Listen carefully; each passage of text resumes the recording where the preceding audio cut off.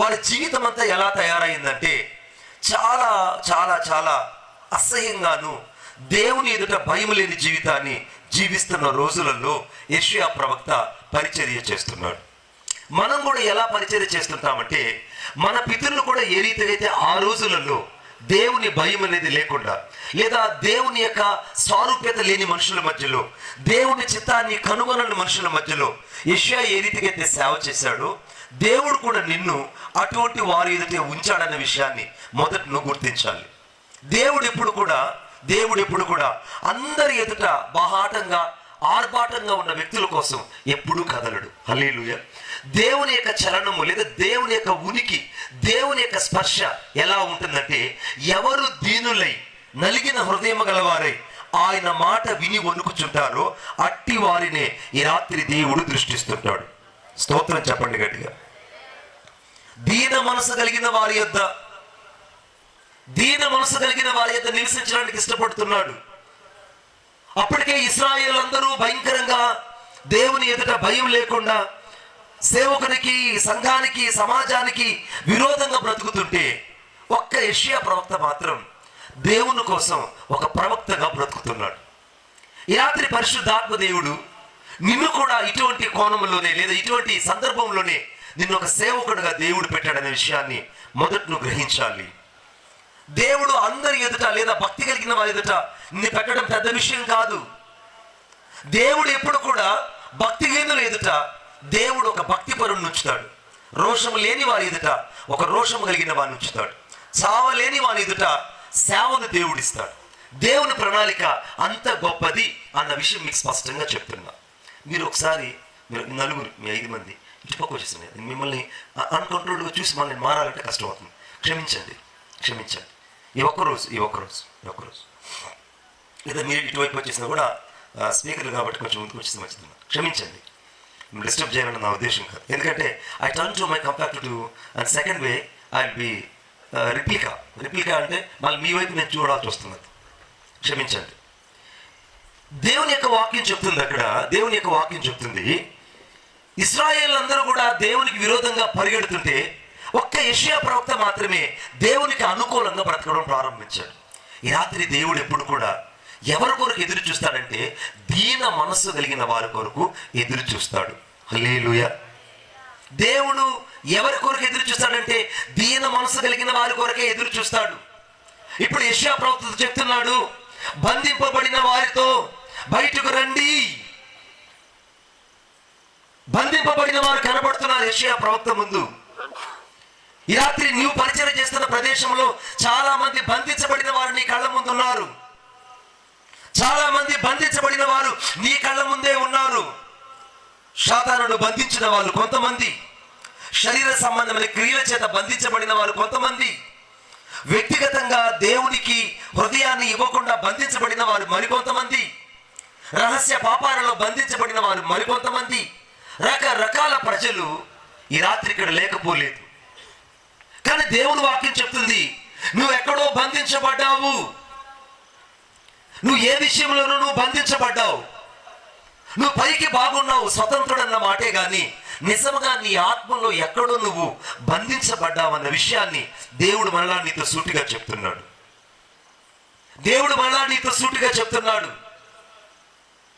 దాదాపు న్యాయాధిపతుల కాలంలో 16 మంది న్యాయాధిపతులు ఉన్నారు.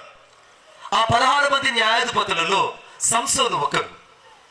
ఈ సంసోను న్యాయాధిపతిగా ఉన్నప్పుడు దేవునికి ప్రతినిధిగా, దేవునికి మధ్యవర్తిగా, ప్రజల కొరకు ఒక నియమించబడిన న్యాయాధిపతిగా ఉన్నాడన్న మాటే కానీ ఇతడు రహస్యంగా ఒక దళీలా చేతిలో బంధించబడ్డాడు. నా మాటలు మీ హృదయంలోకి వెళ్ళాలని కోరుకుంటున్నాను. ఒక ప్రతినిధి, ఒక న్యాయాధిపతి, ఒక బలశాలి లేదా ఒక మంచి బలవంతుడు ఒక బలహీనమైన విషయంలో బంధించబడ్డాడనేది బైబిల్ చెప్తున్న సత్యం. ఈ రాత్రి పరిశుద్ధాత్మ దేవుడు సూటిగా నీతోనే మాట్లాడుతున్నాడు. నువ్వు ఏదో ఒక రహస్యమైనటువంటి జీవితంలో, ఏదో ఒక రహస్యమైన అనుభవంలో నువ్వు బంధించబడ్డావు. ఇది సత్యం. ఇది నీకు బాగా తెలుసు. నువ్వు సరిదిద్దుకున్నా సరిదిద్దుకోకపోయినా, నువ్వు ఒప్పుకున్నా ఒప్పుకోకపోయినా, నువ్వు విడిచిపెట్టినా విడిచిపెట్టకపోయినా, నీ అంతరంగంలో మాత్రం నీ మనస్సాక్షి ఇప్పుడే నీతో మాట్లాడడం ప్రారంభించబడుతుంది. Your conscience will speak with you in this night. Your conscience shall speak with you. నీ మనస్సాక్షి నీతోనే మాట్లాడుతుంది ఈరోజు. గిద్యోనికి ఆ యొక్క సంసోనుకు తెలుసు నేను ఎక్కడో బంధించబడ్డానని. కానీ ఊరిలో ఉన్న వాళ్ళ దగ్గర ఒప్పుకోలేదు, ఫిలిస్తీన్ల ఎదుట ఒప్పుకోలేదు, తన స్వజనుల ఎదుట ఒప్పుకోలేదు, బయటకు రావడానికి ఎప్పుడూ ప్రయత్నించలేదు. బలవంతుడు. ఈ బలవంతుడు కూడా దేవుడు 3 అవకాశాలు ఇచ్చాడు. స్తోత్రం చెప్పండి గట్టిగా, హల్లెలూయా చెప్పండి గట్టిగా. ఈ బలవంతుడు కూడా దేవుడు 3 అవకాశాలు ఇచ్చాడు. బంధింపబడ్డాడు, కానీ ఆ బంధింపబడిన వ్యక్తిని బయటికి రమ్మని దేవుడు 3 సార్లు చెప్పాడు. 3 సార్లు చెప్పాడు. నేను చెప్తాను, ఒకసారి మీరు నోట్ చేసుకోండి. ఒకరోజున తిమ్నాతుకు వెళ్తుంటే, తిమ్నాతుకు పెళ్లి సంబంధంకి వెళ్తున్నాడు. ఈ లోపల అక్కడ ఒక సింహము కళేబరము చచ్చి పడింది. ఆ చచ్చిపడిన కళేబరం దగ్గరికి రాగానే ఆ చచ్చిన కళేబరంలో అంత తేనె తుట్టు కనపడింది. ఎవరికి కనపడింది? సంసోనుకు కనపడింది. వెంటనే సంసోను ఏం చేశాడంటే ఆ తేనె తుట్టును అలాగ తీసుకొని జుర్రుకొని తిన్నాడు. ఇది మొదటి మిస్టేక్. అసలు నాజీరు చేయబడే వ్యక్తి, నాజీరు చేయబడి ప్రతిష్ఠించబడిన వ్యక్తి అపవిత్రమైన దాన్ని ముట్టకూడదు అని లేవియకాండం 26వ అధ్యాయంలో చెప్పబడినట్టు అపవిత్ర దాన్ని ఈ వ్యక్తుడు ముట్టకూడదు.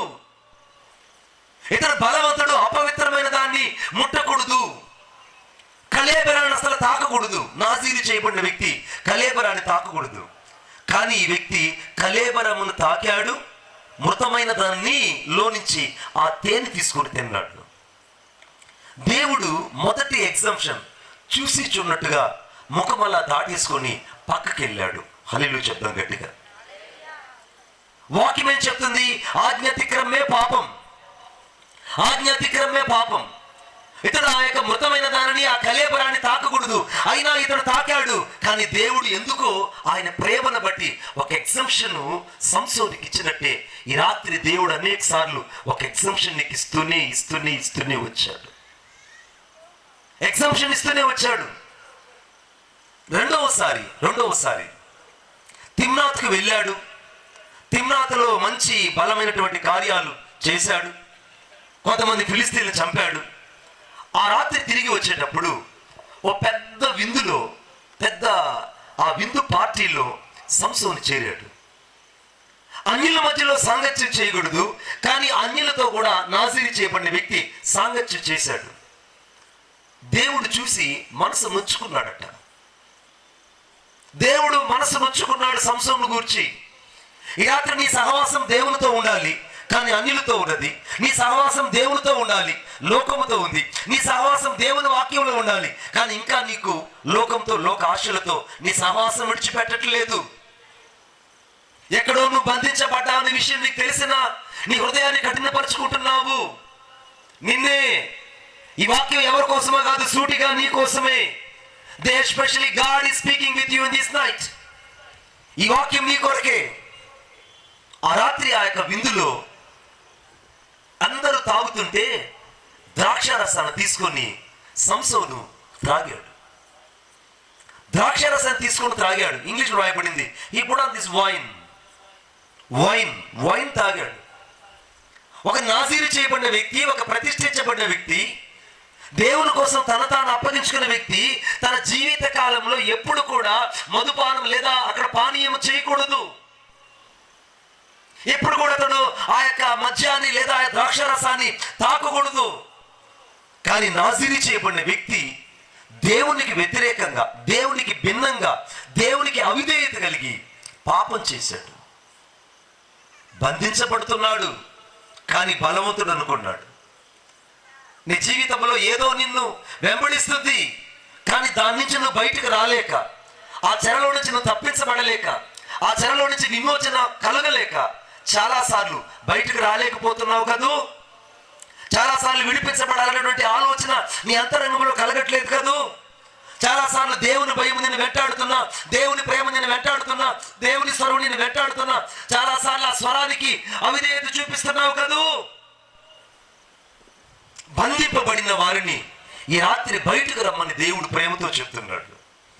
కానీ ఈ మనుషుడికి అర్థం కాలేదు.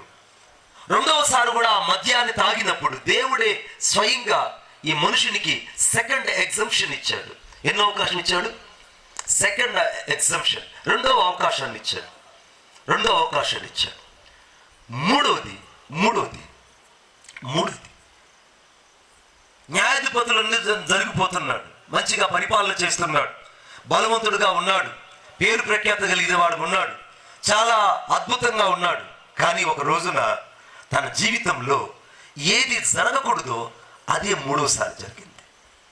అప్పటికే దేవుడు 2 ఎగ్జంప్షన్లు ఇచ్చాడు. 2 ఎగ్జంప్షన్లు ఓవర్కమ్ చేశాడు. నా జీవితంలో దేవుడు అనేకమైన ఎగ్జంప్షన్లు ఇచ్చాడు.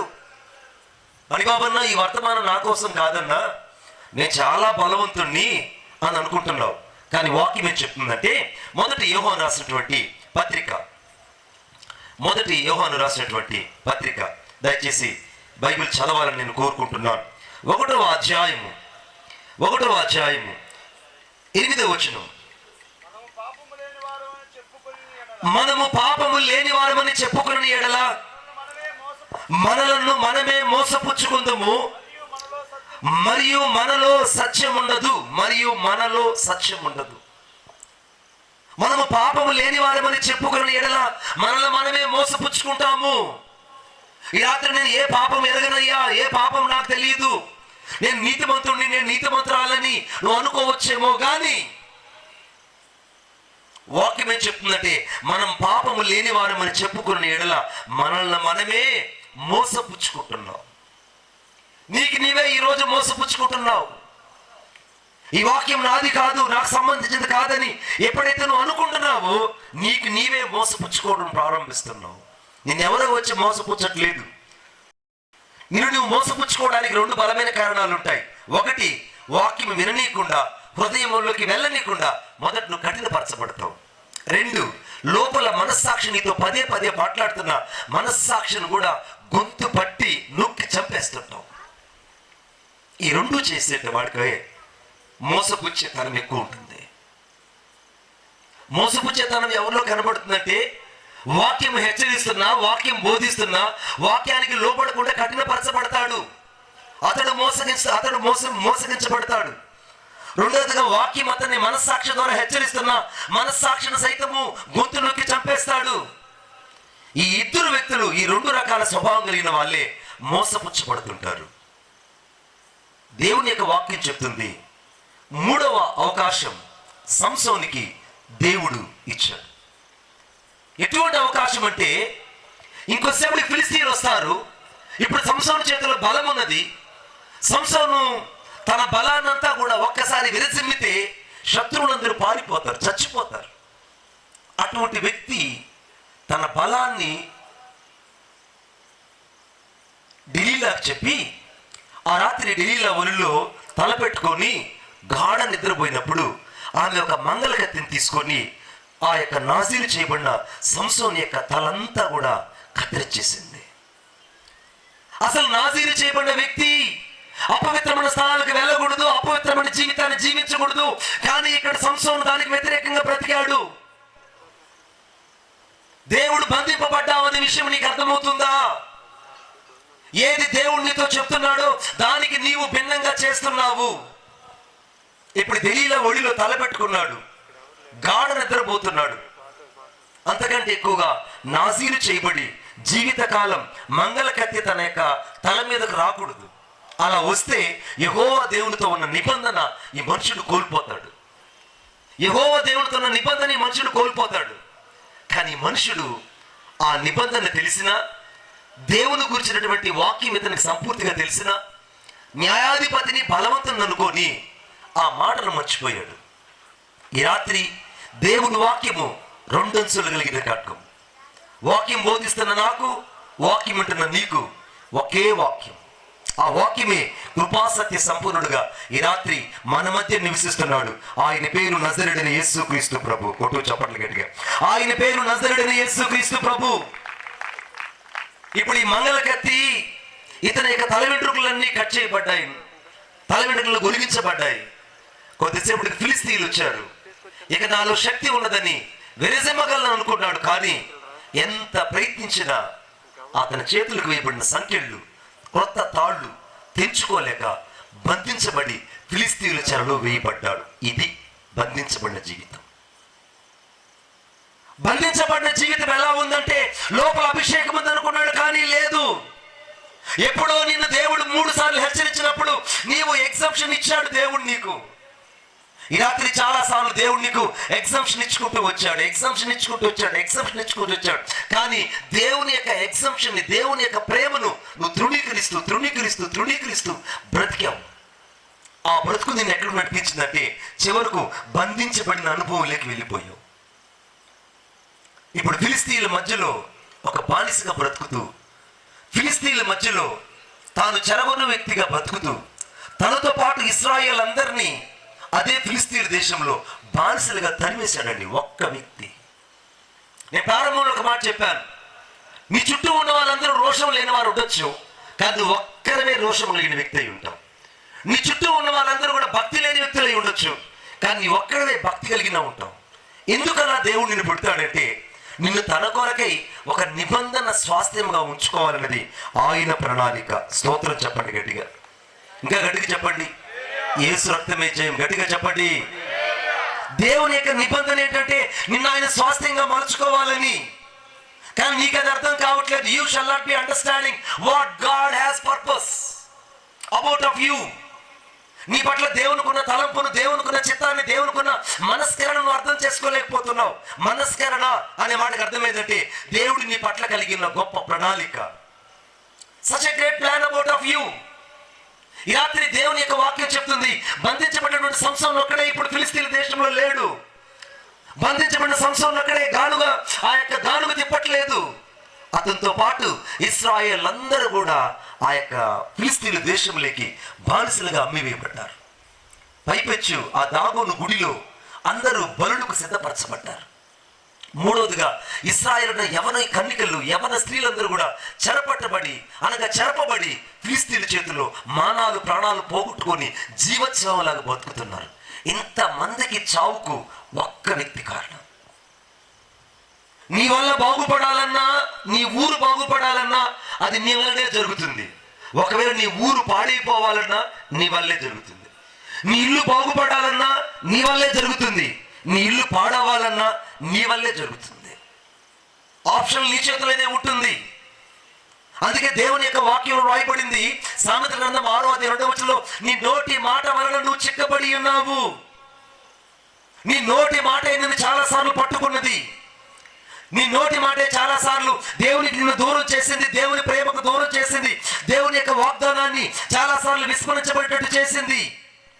ఇప్పుడు సంసోను బంధించబడి ఫిలిస్తీన్ దేశంలో గానుగుని తిప్పుకునే స్థితిలోకి దిగజారిపోయాడు.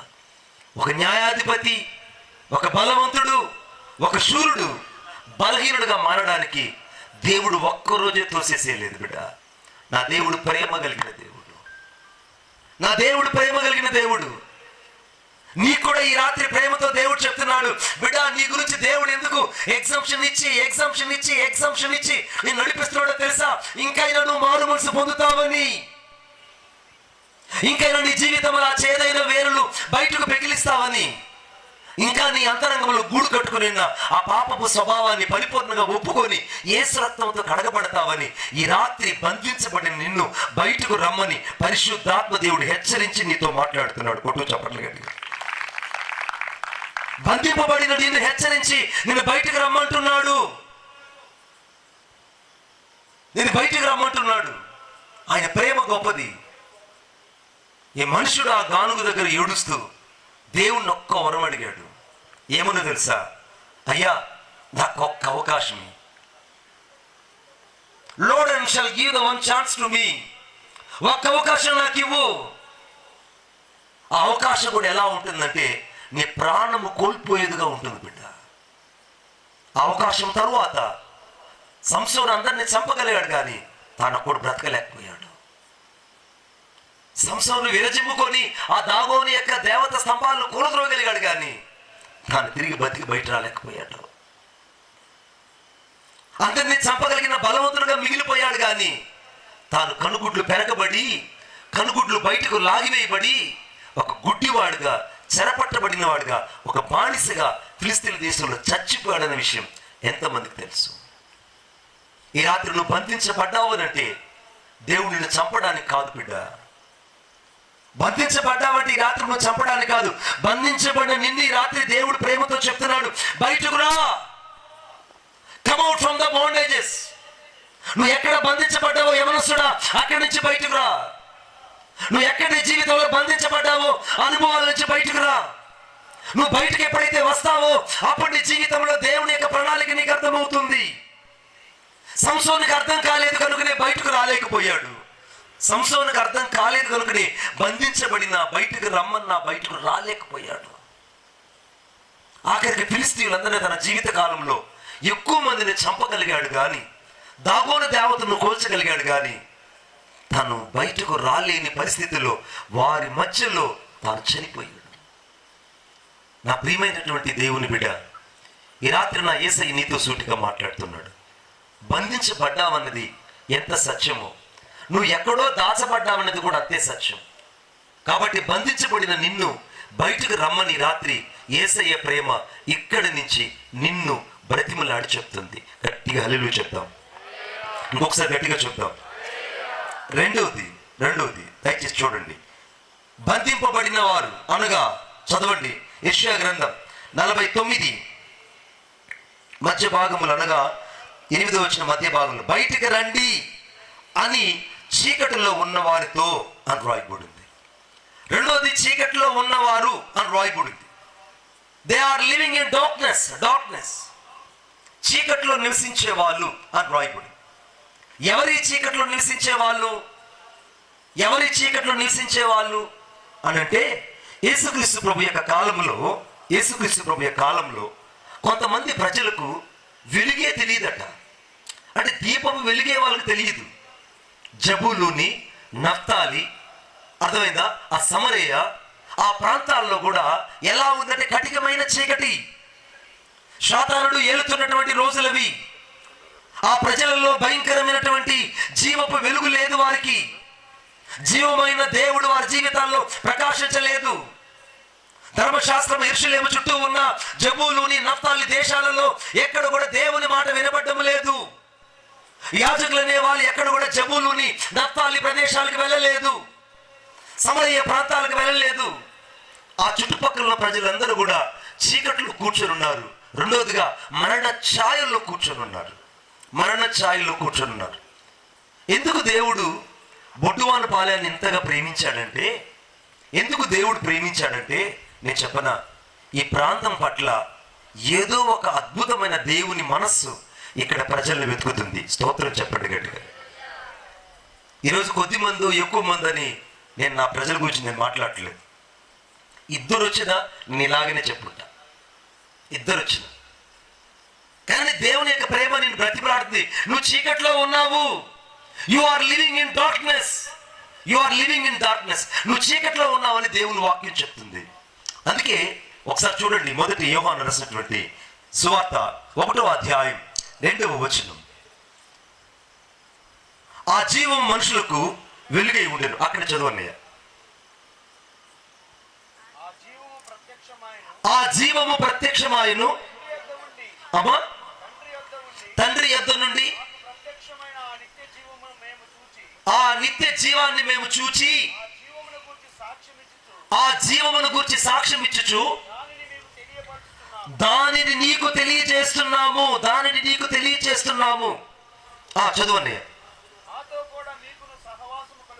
మాతో కూడా నీకు సహవాసం కలుగునట్లు మేము చూసిన దాన్ని విన్న దానిని మీకు తెలియజేస్తున్న. ఆ జీవం ప్రత్యక్షమైంది. జీవము లేని చోటే చీకటి ఉంటుంది. మరలా చెప్తున్నాను, జీవము లేని చోటే చీకటి ఉంటుంది. ఈ మత్తయి రాసిన సువార్త అనగా 4వ అధ్యాయంలో జబూలూను దేశము, నఫ్తాలి దేశము, యోర్దాను అవతల ఉన్నటువంటి సముద్ర తీరంలో అన్ని జనులు నివసిస్తున్నారు. గలిలయ ప్రజలు చీకటిలో కూర్చొని ఉన్నారు.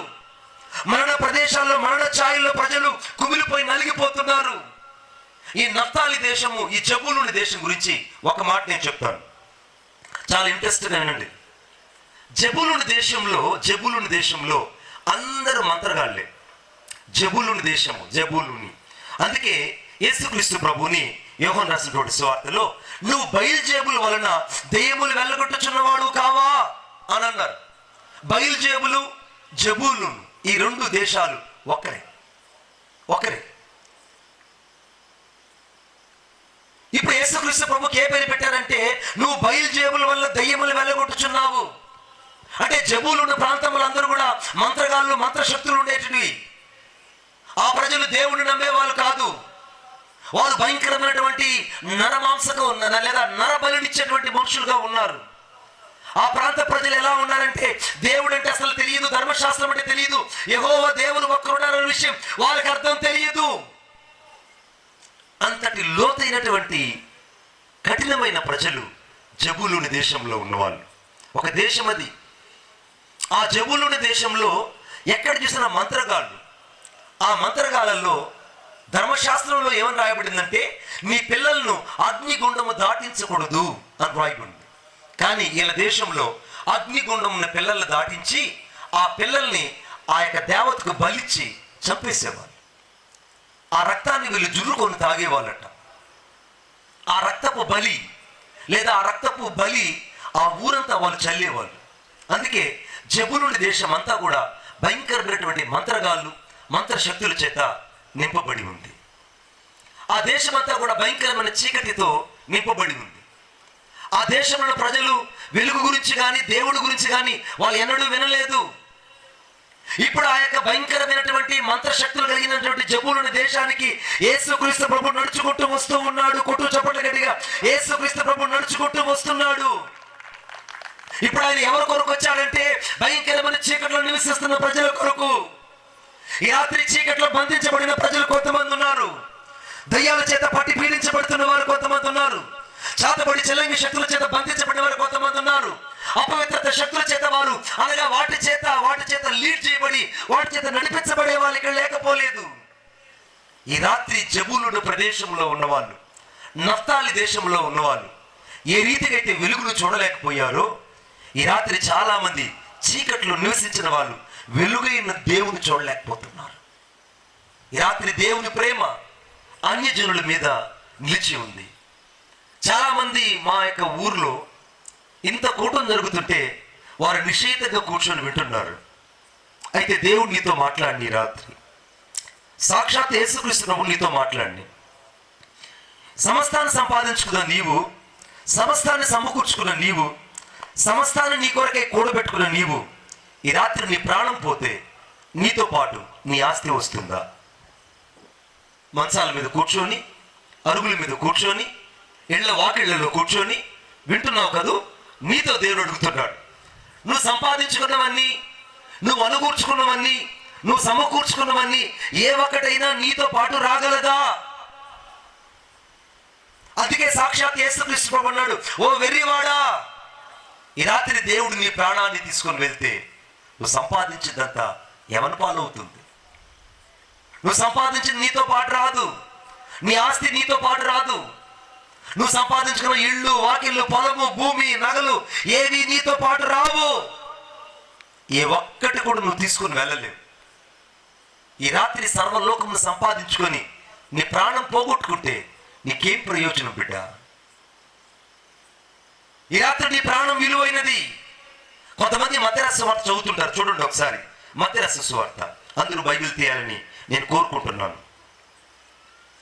మత్తయి సువార్త 6వ అధ్యాయం 25వ వచనంలో, 6వ అధ్యాయం 25వ వచనం.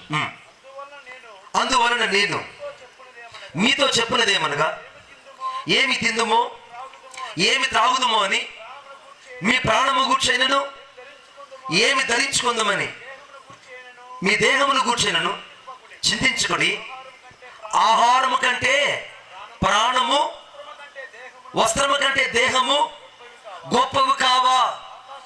చూడు గమనించండి. అక్కడ ఏమన్నది? ఆహారము కంటే ప్రాణము గొప్పది. అలిబాబు గారు భలేవాళ్ళండి. తిండి తినకుంటే ఎలా అంటే బతికేది? తిండి తినకపోతే భలే ఎలా బ్రతికేదండి? కానీ బైబిల్లో ఏమని రాయబడింది? ఆహారం కంటే ప్రాణము గొప్పది. స్తోత్రం చెప్పండి గట్టిగా. చీకట్లో నివసించే ప్రజలట వాళ్ళు తిండికి ఎక్కువ ప్రయారిటిస్తారట, వాళ్ళ ప్రాణం గురించి ఆలోచించారట. ఏముందిలే ఈరోజు, మీకు గుర్తుందో లేదో కానీ 1984లో రమేష్ అన్న స్కైలాప్ పడిపోతుందని చెప్పారు. మీకు గుర్తులేదులే. అప్పుడు నాదేళ్ల భాస్కర్ రావు, కోట్ల విజయభాస్కర్ రెడ్డి, నాదేళ్ల భాస్కర్ రావు వాళ్ళు సీఎంలుగా ఉండేవాళ్ళు. నాకు బాగా తెలుసు, నేను విన్నాను కూడా. అప్పట్లో స్కైలాప్ ఒకటి పడిపోతుందని చెప్పారు. అప్పుడు ప్రధానమంత్రి ఇందిరాగాంధీ ఉన్నారు. ఆ సమయంలో స్కైలాప్ భూమి మీద పడిపోతుందని చెప్పినప్పుడు అందరూ కూడా ఇళ్ళు, వాకిళ్ళు, భూములు, పొలాలు అది అమ్మేశారు, బంగారం అమ్మేశారు. నిచ్చలుడిగా ప్రజలు కోడులు, మేకలు, కుక్కలు అన్నీ కోసుకొని తిని సంతోషించి రేపు చచ్చిపోతున్నాం, రేపు మన ప్రాణాలు పోతున్నాయి, ఇవన్నీ ఎవరు పాలవుతాయని చాలామంది రూపాయి, ₹1 భూములు అమ్ముకునేశారు. సమస్తాన్ని సంపాదించుకోమని ప్రాణం పోగొట్టుకుంటే ఏం లాభం అని అందరూ తిని తాగి జాతరలు చేసుకున్నారు. చాలామంది త్రప్పదాగి మైకంలో పడ్డారు. సరిగ్గా 3 రోజుల తరువాత ఆ యొక్క స్కైలాప్ వెంటనే హిందూ మహాసముద్రంలో వచ్చి పడిపోయింది. దేవుడు ఆశ్చర్యరీతిగా ఆ పెద్ద ప్రమాదాన్ని భారతదేశానికి తప్పించాడు. స్తోత్రం కలుగునుగాక. అది ఎప్పుడైతే ఆ స్కైలాప్ హిందూ మహాసముద్రంలో పడిపోయిందో ప్రజలందరూ ఆలోచించడం ప్రారంభించారు. అయ్యో, నేను ఒక్కసారిగా సమస్తాన్ని పోగొట్టుకున్నానే, ₹1 అమ్ముకునేసానే, ఇక నా బతుకేంటి, నా పరిస్థితిని చాలామంది సందిగ్ధంలో పడిపోయారు. ఈ రాత్రి దేవుని వాక్యం స్పష్టంగా చెప్తుంది, ఆహారము కంటే ప్రాణము గొప్పది కదా అని రాయబడింది. వస్త్రము కంటే దేహము గొప్పది కదా, ఆహారం కంటే ప్రాణము గొప్పదని దేవుని వాక్యం చెప్తుంది. కానీ మనుషులు అంటారు, అయ్యా ఈ యొక్క ప్రాణం కంటే ఆహారం ముఖ్యము. ఆహారం ఉంటే కదయ్యా ముందు బతకడానికి. తిండి లేకపోతే ఎట్లయ్యా? తిండి లేకపోతే నువ్వు వాక్యం చెప్పగలుగుతావా? తిండి లేకపోతే నువ్వు నడవగలుగుతావా? తిండి లేకపోతే నువ్వు మాట్లాడగలుగుతావా అని నువ్వు ప్రశ్నించవచ్చు. కానీ నా దగ్గర ఉన్న బైబిల్, నా పరిశుద్ధ గ్రంథం ఏం చెప్తుందో ఒకసారి చూడండి. యోనా గ్రంథం అందరూ బైబిల్ తీయాలని కోరుకుంటున్నాను. యోనా గ్రంథం. Thank you Jesus.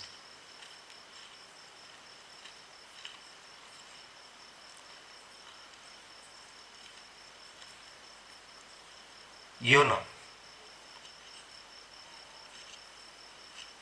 Page number చెప్తున్నాను పక్కన వాళ్ళకి. 700 వాళ్ళకన్నా మనకు కాదు. 763 పేజీ అమ్మ. అందరూ ఒకసారి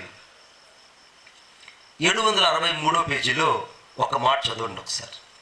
థ్యాంక్ యూ జీసస్.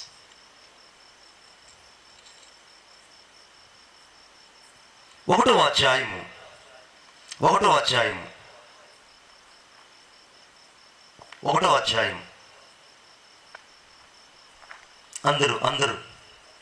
అందరూ ఒకసారి 1వ అధ్యాయం 8వ వచనం.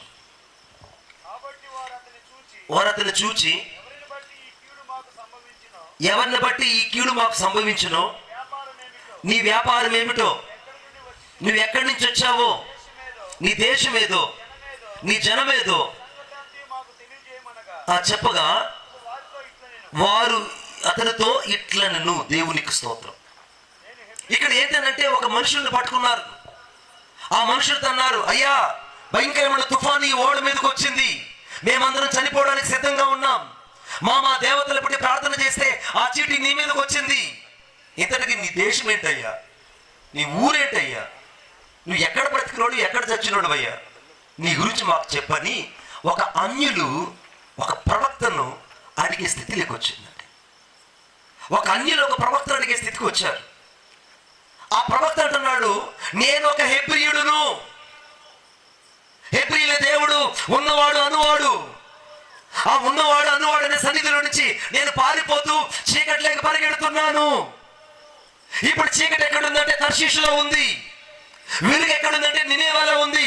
దేవుడు నన్ను నినేవాకి వెళ్ళమంటే నేను తర్షీషుకు వెళ్తున్నాను, కనుక నేను ఒక హెబ్రీయుడును అని తన్ను తాను ఎక్స్ప్రెస్ చేసుకుంటున్నాడు. ఈ రాత్రి దేవుడు నిన్ను ప్రశ్న అడగని, నువ్వు నిజంగా హెబ్రీయుడు అయితే, హెబ్రీయుడు దేవుడు నీకు అర్థమైతే, హెబ్రీయుడు దేవుడు ఎవరో నీకు తెలుసుంటే, మరి దేవుడు నీతో చెప్పేది నువ్వు చేస్తావుగా? దేవుడు నీతో ఏం చెప్పాడు? నశించిపోతున్న అన్ని జనుల యొద్దకు వెళ్ళి, ఆ నఫ్తాలి జబూలూను దేశంకు వెళ్ళి చీకట్లో ఉన్న ప్రజలకు వెలుగు గురించి మాట్లాడు. Go and preach the word of God among the light is the Jesus Christ. యేసుక్రీస్తు ప్రభు వెలుగైన విషయం వాళ్ళకి చెప్పు అని నీతో చెప్తే, దేవుడు ఆ వెలుగు గురించి, ఆ జీవము నీకు ప్రత్యక్షమైన, ఆ జీవము నీకు తెలిసిన ఆ జీవము గురించి ఇతరులతో మాట్లాడడానికి చాలాసార్లు సందిగ్ధపడుతున్నావు. నేను ఒక పుస్తకం చదువుతున్నా, the gospel is the first priority, the gospel is the first priority అనే పుస్తకాన్ని నేను ఓరల్ రాబర్ట్స్ గారు అని ఒక గొప్ప దైవజనుడు, ఓరల్ రాబర్ట్స్ గారు, ఆయన ఓఎం ఆపరేషన్ మొబిలైజేషన్ని స్థాపించినటువంటి గొప్ప ప్రవక్త. ఓరల్ రాబర్ట్స్ గారి యొక్క పుస్తకంలో the gospel is the first priority అనే పుస్తకాన్ని చదువుతుంటే దాంట్లో ఒక మాట ఉంది. ఆ మాట నేను తెలుగులో చెప్తున్నాను. సువార్త ప్రకటించడం అనేది నీకు ఇవ్వబడిన ఒక చాయిస్ కాదంట. సువార్త ప్రకటించడం అనేది నీకు ఇవ్వబడిన ఒక చాయిస్ కాదు. సువార్త ప్రకటించడం అనేది నీకు ఒక బాధ్యత. సువార్త ప్రకటించడం అనేది నీకు ఒక బాధ్యత. ప్రకటించడం అని అంటే నీవేదో పెదాలతో ప్రకటించడం కాదు. ఏ విధము చేతనైనా అగ్నిల నుండి మనుషులను బయటకు తీసుకొచ్చినట్లు, చీకట్లో నుంచి వెలుగులోకి తీసుకొచ్చినట్లు వారి కొరకే శ్రమించడమే సువార్త. వారి కొరకే మూల్యము చెల్లించడమే సువార్త. ఈ సువార్త అనే పదం నీకు అర్థమైతే క్రీస్తు నీకు అర్థమవుతాడు. ఈ రాత్రి చీకట్లో ఉన్నవాళ్ళు, జబులుని దేశంలో ఉన్నవాళ్ళు, నఫ్తాలు దేశంలో ఉన్నవాళ్ళు, నువ్వు ఒక హెబ్రీయుడిని తెలిసినా నువ్వు ప్రయాణం చేసే తర్షీష్కి, అసలు నీ ప్రయాణం మారింది, నీ దిశ మారింది, నీ ఆలోచనలు మారాయి, నీ పద్ధతులు మారాయి, నీ చూపు మారింది, నీ ప్రార్థన మారింది, నీ ధ్యానం కూడా మారింది. As a change your mind as a meditation without the word of God. నువ్వు దేవుని కొరకే పరిచయం చేయాల్సిన నీవు ఇప్పుడు మనుషుల కోసం పరిచయం చేయడం ప్రారంభిస్తున్నావు. దేవుని మాటను అందించాల్సిన నీవు దేవుని మాటను పక్కకు పెట్టి సొంత మాటలు చెప్పడం ప్రారంభిస్తున్నావు. అందుకే నువ్వు పలకబడిన ప్రతి మాటను గురించి నువ్వు లెక్క ఒప్ప చెప్పవలను అని రాయబడింది. తెలుగులో చెప్తాను గట్టిగా ఒకసారి. నువ్వు పలకబడిన ప్రతి మాటను బట్టి. ఇప్పుడు హెబ్రీయుడు ఇతడు, కానీ గురిని మార్చుకున్నాడు, ప్రయాణాన్ని మార్చుకున్నాడు, దిశను మార్చుకున్నాడు, వేరొక వైపు పరిగెడుతున్నాడు. ఇప్పుడు తర్షీషులో ఎవరున్నారు? తర్షీషులో వ్యాపారం ఉంది, తర్షీషులో మరి ఆస్తిపరులు ఉన్నారు, తర్షీషులో గొప్ప సాహుకారులు ఉన్నారు, తర్షీషులో బలవంతులు ఉన్నారు. వాళ్ళ మధ్యకి నీకు అవసరమునా, లేకుంటే ఎరగని ప్రజలను నినే వాళ్ళకి నువ్వు అవసరమా? ఆలోచించుడు. నినే వారికి నువ్వు అవసరమా, తర్షీషు వారికి నువ్వు అవసరమా? కానీ మనకిచ్చే ఆప్షన్లు మనం ఏమని దేవుడికి ఇస్తామంటే, ప్రభా నన్ను నినేవాకి పంపించద్దయ్యా, నినేవాళ్ళు నాకు కానుకలు సరిగా రావు, నినేవాళ్ళు నాకు ఎవరు కూడా సేవకు సహకరించరు, నినేవాళ్ళు నన్ను ఎవరు కూడా పట్టించుకోరు, కాబట్టి నన్ను కాస్త నువ్వు తర్షీషుకి పంపిస్తే, హైదరాబాద్కో విశాఖపట్నానికో లేకపోతే బెంగళూరుకో పంపిస్తే నేను 2వ రోజు నేను BMW కారు కొనుక్కొని వస్తాను ఈ ఊరికంటాం. 2వ రోజు నేను BMW కారు కొనుక్కొని వస్తాను. నాకు చాలా మంది చెప్పారు, మోషే అన్న క్షమించండి అన్న, నాకు చాలా మంది చెప్పారు, అన్న మీరు ఎందుకన్నా తిరుపతిలో రాయలసీమలో ఉండడం, ఒకసారి మీరు ఈస్ట్కో వెస్ట్కో వచ్చేస్తే మీరు చాలా బాగుంటారు. నేను ప్రభువుని అడిగితే ప్రభు అన్నాడు, బిడ ఎవరు చేస్తారా నువ్వు వెళ్ళిపోతే, ఇక్కడ ఈ రాయలసీమలో ఎవరు చేస్తారా, ఈ కాళహస్తి అనే ప్రదేశంలో ఎవరు చేస్తారు సువార్త? దేవుడు నీకు ఏదైనా పని ఇచ్చాడంటే ఆ పని నమ్మకంగా నువ్వు కడముట్టిస్తాను నమ్మి ఆయన నీకు ఆ యొక్క బాధ్యతను అప్పగించాడు బిడ్డ.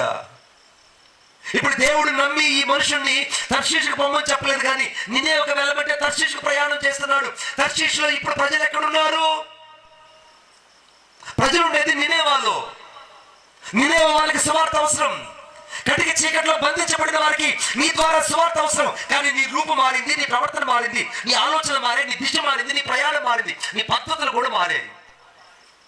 దీని ద్వారా దేవుని ప్రణాళికంత నువ్వు పాడు చేసిన వ్యక్తిగా మిగిలిపోతున్నావు, కానీ దేవుని చిత్తాన్ని నెరవేర్చే వ్యక్తి కాదన్న విషయం నా 2 చేతులు జోడించి నీకు దండం పెట్టి చెప్తున్నా.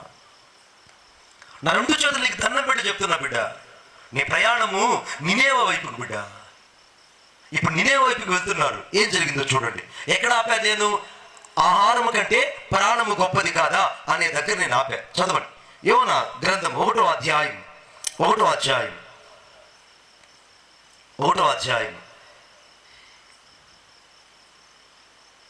వచనం. పెద్ద గాలి పుట్టింపగా సముద్రమందు గొప్ప తుఫాను రేగి ఓడ బద్దలైపోయే గతి వచ్చెను. కాబట్టి నావికులు భయపడి ప్రతివాడు తమ తమ దేవతను ప్రార్థించి ఓడ చులకన చేయుటకై అందులోని సరుకులను సముద్రములో పారవేసిరి. స్తోత్రం చెప్పండి గట్టిగా. సరుకులు అంటే ఏమనుకుంటున్నారు? గోధుమలు, నూనె, వంట సరుకులు, కావలసినవన్నీ కూడా ఆ ఓడలో ఉన్నాయి. ఇప్పుడు వాళ్ళ ప్రాణాల మీదకి వచ్చింది. ఇప్పుడు వాళ్ళ ప్రాణాలు పోయే పరిస్థితి వచ్చింది. ఇప్పుడు నావికుడు కెప్టెన్ అనుకుంటున్నాడు, అయ్యా ఈ తిండి కంటే ముఖ్యం బతికి బట్ట కడితే చాలు అంటున్నారు. స్తోత్రం కలుగును గాక. ఏమన్నాడు? తిండి కంటే అర్థమైంది, ఈ తిండి కంటే మన బతికి బట్ట కడితే చాలు. కాబట్టి ఈ సరుకులు మనం ఎత్తి, ఈ ప్రొవిజన్ ఎత్తి, ఈ పప్పు ఉప్పుని, ఈ ధాన్యాలను, నూనె, ఈ వంట నూనెను, అంతకంటే ఎక్కువగా ఈ గోధుమలను, ఎవలను, ఈ పిండిని అంతా అయితే సముద్రంలో పారేద్దాం. అప్పుడు ఓడ కాస్త తేలిక అవుతుంది. అక్కడ నీళ్ళంటే ఏమనుకుంటా అంటే, అయ్యా ఇవి ఉంటే కదా నేను బతకాలి అనుకుంటాం. ఇప్పుడు తిండి ముఖ్యమైందా, ప్రాణం ముఖ్యమైందా? చెప్పాలి గట్టిగా. మరి ఇప్పుడు దాకా నువ్వు నాకు ఆహారమే ముఖ్యమన్నావుగా,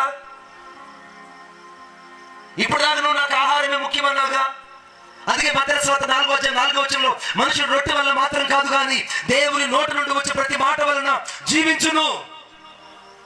మనుషుడు బతికేది దేవుని వాక్యం వలన, మనుషులు బతికేది, సేవకులు బతికేది దేవుని మాట వలన, సేవకులు జీవించేది దేవుని మాట వలన. దేవుని మాట కంటే ఎక్కువగా నువ్వు ఎప్పుడైతే నీ సౌభిప్రాయాన్ని ఎక్కువగా ఎంచుతావో దేవుని మాట నీ జీవితంలో పనిచేయదు. నేను మళ్ళా రెండోసారి చెప్పను ఈ మాట. నీ సౌభిప్రాయం కంటే ఎక్కువగా దేవుని మాటను తక్కువ చేస్తావో దేవుని మాట నీలో పనిచేయడం ఆగిపోతుంది. ఈ రాత్రి దేవుని ఉద్దేశం ఏంటో తెలుసా?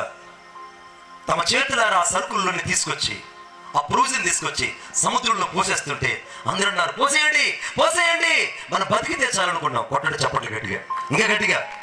మనం బతికితే చాలయ్యా, ముందు మనం బతికితే చాలయ్య అన్నారు. ఇప్పుడు ఆహారం గొప్పదా, ప్రాణం గొప్పదా? కొంచెం గట్టిగా చెప్తే బాగుందిగా. ఇప్పుడు నీకు తినే తిండి ముఖ్యమా, నీ ప్రాణం గొప్పదా? చెప్పాలి గట్టిగా.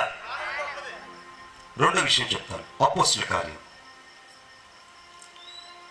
కార్యం అందరూ బైబిల్ తీయాలని కోరుకుంటున్నాను. Thank you Jesus.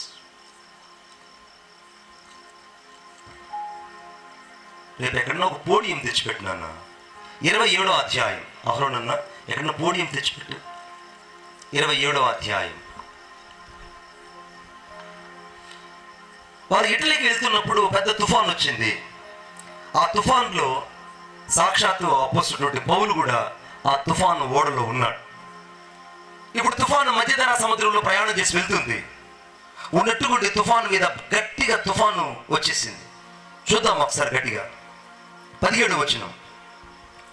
దానిని పైకి కట్టిన తరువాత తాళ్ళు మొదలైనవి తీసుకొని ఓడ చుట్టూ బిగించి కట్టిరి. గట్టిగా చదవనే. ఓడ చుట్టూ బిగించి కట్టారు. మరియు సూర్తిసను ఇసుక తిప్ప మీద పడదువేమో అని భయపడి ఓడ చాపలు దింపివేసి కొట్టుకొని పోయిరి. మిక్కిలి పెద్ద గాలి కొట్టుచున్నందున మరునాడు సరుకులు పారవేయసాగిరి.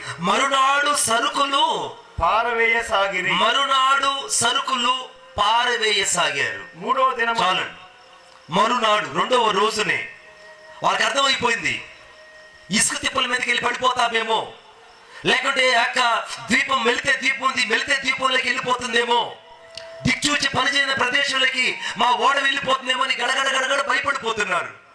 కొంతమంది కెప్టెన్ సలహా ఇచ్చారు, అయ్యా ఏం చేద్దాం ఇప్పుడు చెప్పండి. దాదాపు ఆ ఓడలో 270 మందికి పైగా ఉన్నారు. అనేక మంది ఓడలో ఉన్నారు. ఇప్పుడు మాకు కావాల్సింది, ఇప్పుడు మాకు తిండి కాదు బాబోయ్, మాకు తిండి కాదు. ముందు ఆ సరుకులను ఎత్తి, ఏ సరుకులను ఎత్తి?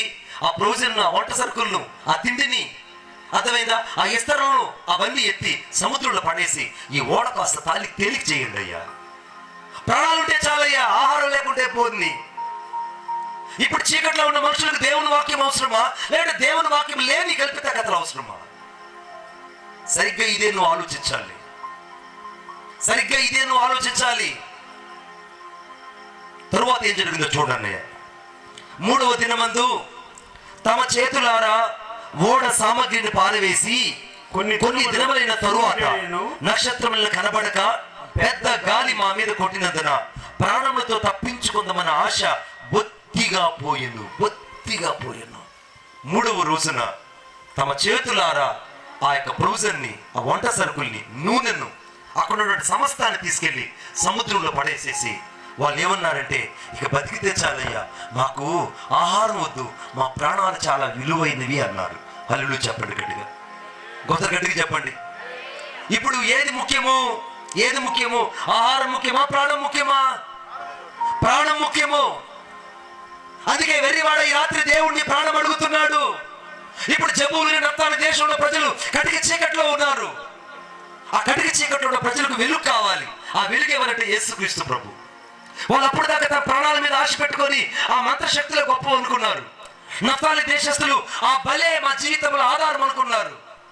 ఆ జంతు బలితో బతికేటువంటి వాళ్ళు, నరబలితో బతికే వాళ్ళు, ఆ గలిలయ ప్రదేశంలో మరణ ఛాయలో చీకట్లో కూర్చున్న వాళ్ళు వెలుగైన యేసుక్రీస్తు ప్రభుని వాళ్ళు చూచారట. కొట్టు చప్పట్ల గట్టిగా, వెలుగైన యేసుక్రీస్తు ప్రభుని చూచారు. ఈ రాత్రి చీకట్లో ఉన్న ప్రజలు బయటకు రావాలి. ఇళ్లలో కూర్చున్న వాళ్ళు జీవపు వెలుగైన యేసుక్రీస్తు ప్రభు ఎద్దుకు రావాలి.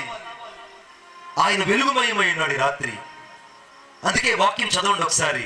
యోహాను రాసినటువంటి సువార్త 1వ అధ్యాయం 2వ వచనం. యోహాను రాసిన సువార్త 1వ అధ్యాయం 2వ వచనం.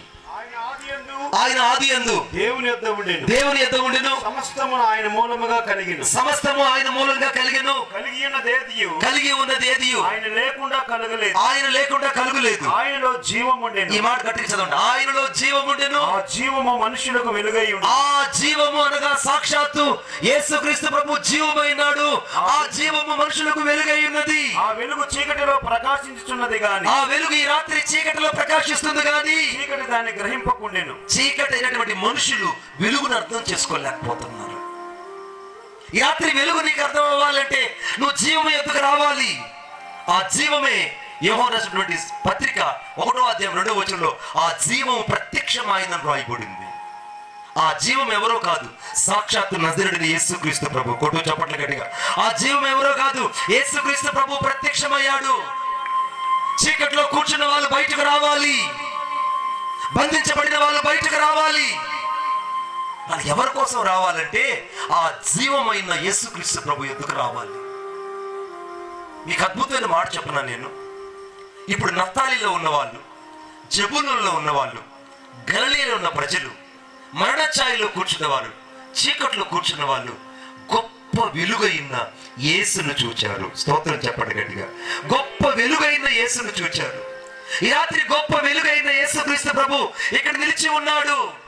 అందుకే నేను లోకమునకు నిజమైన వెలుగై ఉన్నాను. ఆ వెలుగు ఎద్దుకు వచ్చేవారు చీకట్లో ఉండరు. చీకట్లో ఉన్న వాళ్ళు వెలుగు ఎద్దుకు రాలేరు. ఈ రాత్రి వెలుగునందుకు రాకుండా ఏది నిన్ను బంధించిందో, వెలుగునందుకు రాకుండా ఏది నిన్ను చీకట్లో పడేసిందో, వెలుగునందుకు రాకుండా ఏది నీ జీవితాన్ని పాడు చేస్తుందో ఈ రాత్రి నువ్వు ఆలోచించాలి. దేవుని ప్రేమ నిన్ను ప్రతిమలాడు చెప్తుంది బిడ్డ, ప్రతిమలాడు చెప్తుంది. ఇప్పుడు బంధింపబడిన వారు బయటకు రావాలి. రెండోది చీకట్లో ఉన్నవారు బయటకు రావాలి.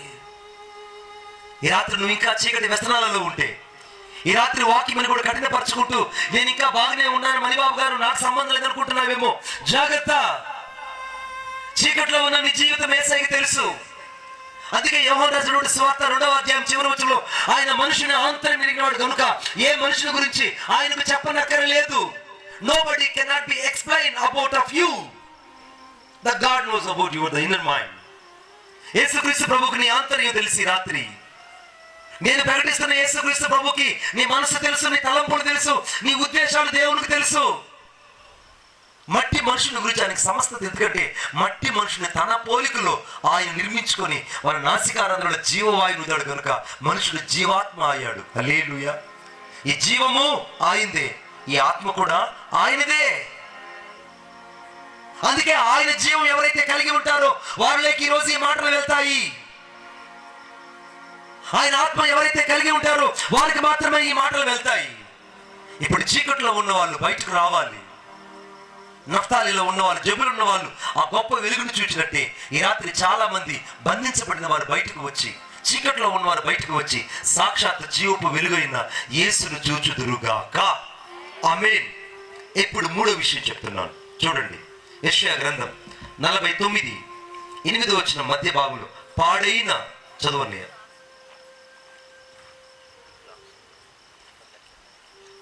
చదవన నేనే.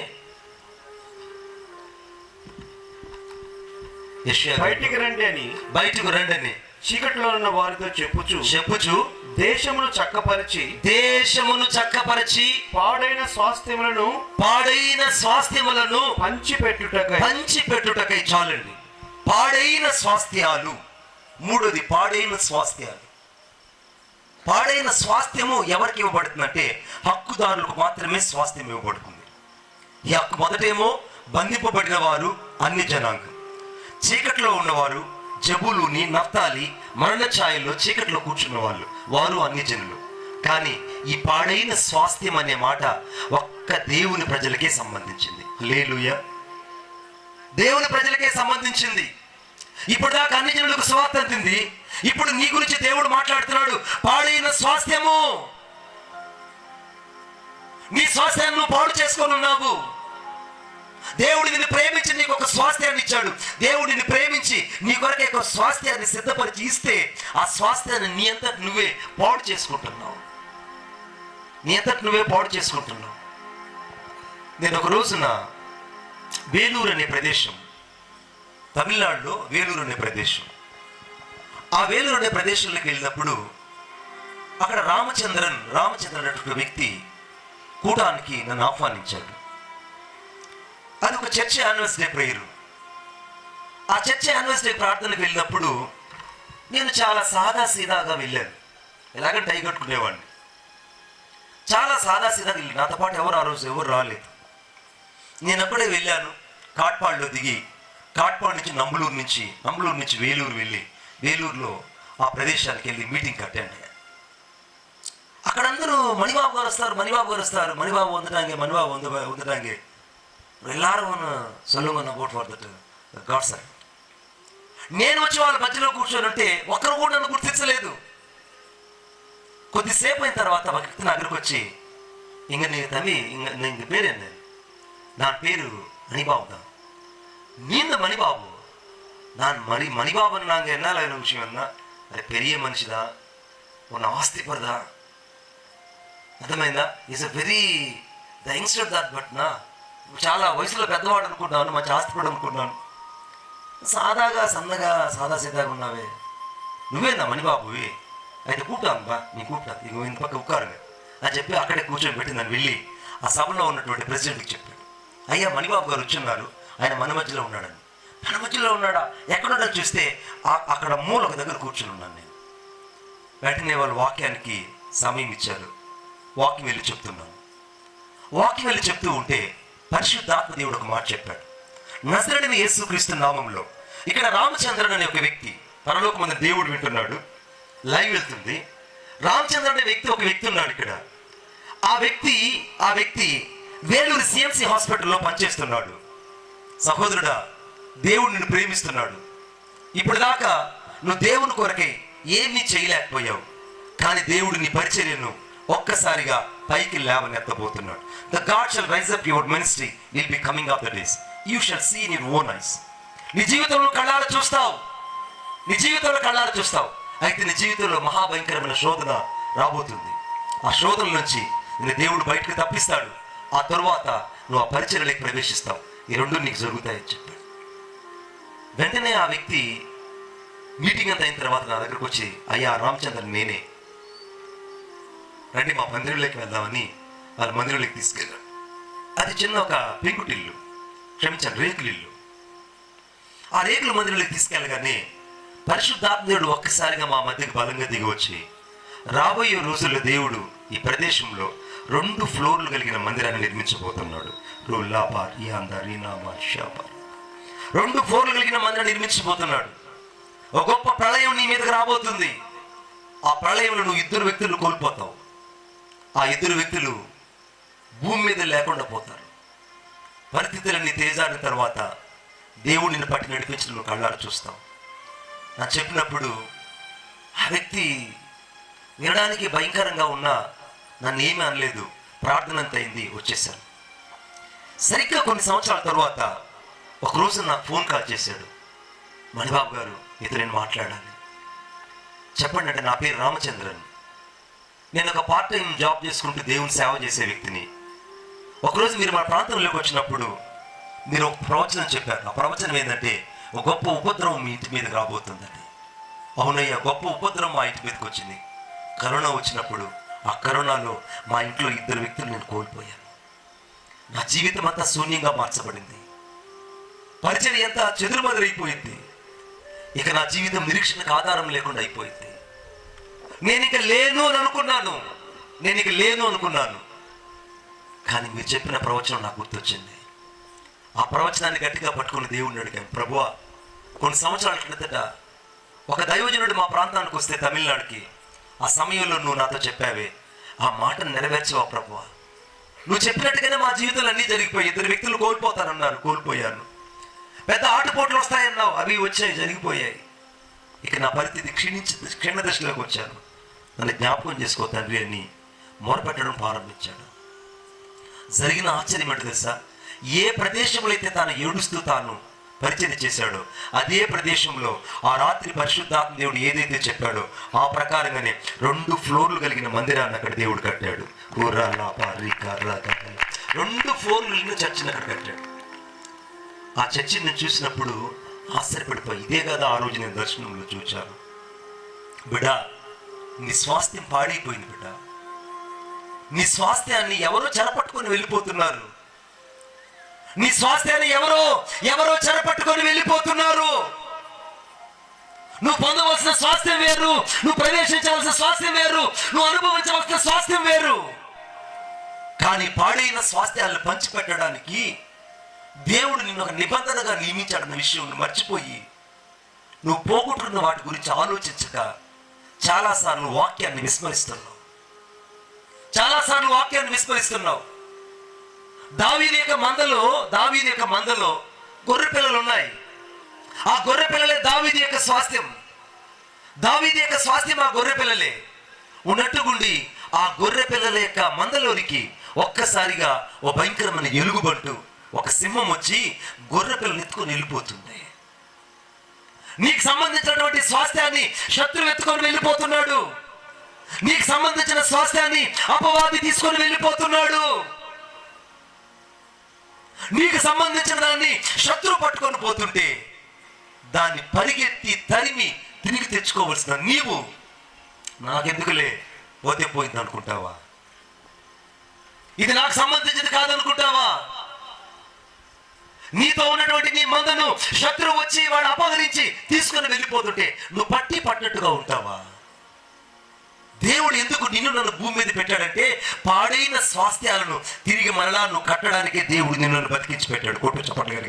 పాడైన స్వాస్థ్యాలను తిరిగి నువ్వు సంపాదించేవాడిగా ఉండాలని, పాడైన స్వాస్థ్యాలను తిరిగి మరలా దేవుని ఎందుకు చేర్చే వ్యక్తిగా ఉండాలని, పాడైనటువంటి జీవితాలు తిరిగి మరలా కట్టే వ్యక్తిగా ఆయన నువ్వు ఉంచితే నువ్వు అది గ్రహించట్లేదు. నీకులాగా దావీదు అనుకోలేదు బిడ్డ. ఊరంతా ఎటుపోతే పోయింది, నా ఒక్కడికే పట్టిందా అయ్యా బాధ? నరకానికి పోయేవాడిని పోని, వచ్చేవాడిని రాని, చచ్చేవాడిని చావని, బతికేవాడిని బతికి నేను అనుకోలేదు. చదవండి దేవుని వాక్యం ఏం చెప్తుందో. యెషయా గ్రంథం థ్యాంక్ యూ జీసస్. యెషయా గ్రంథం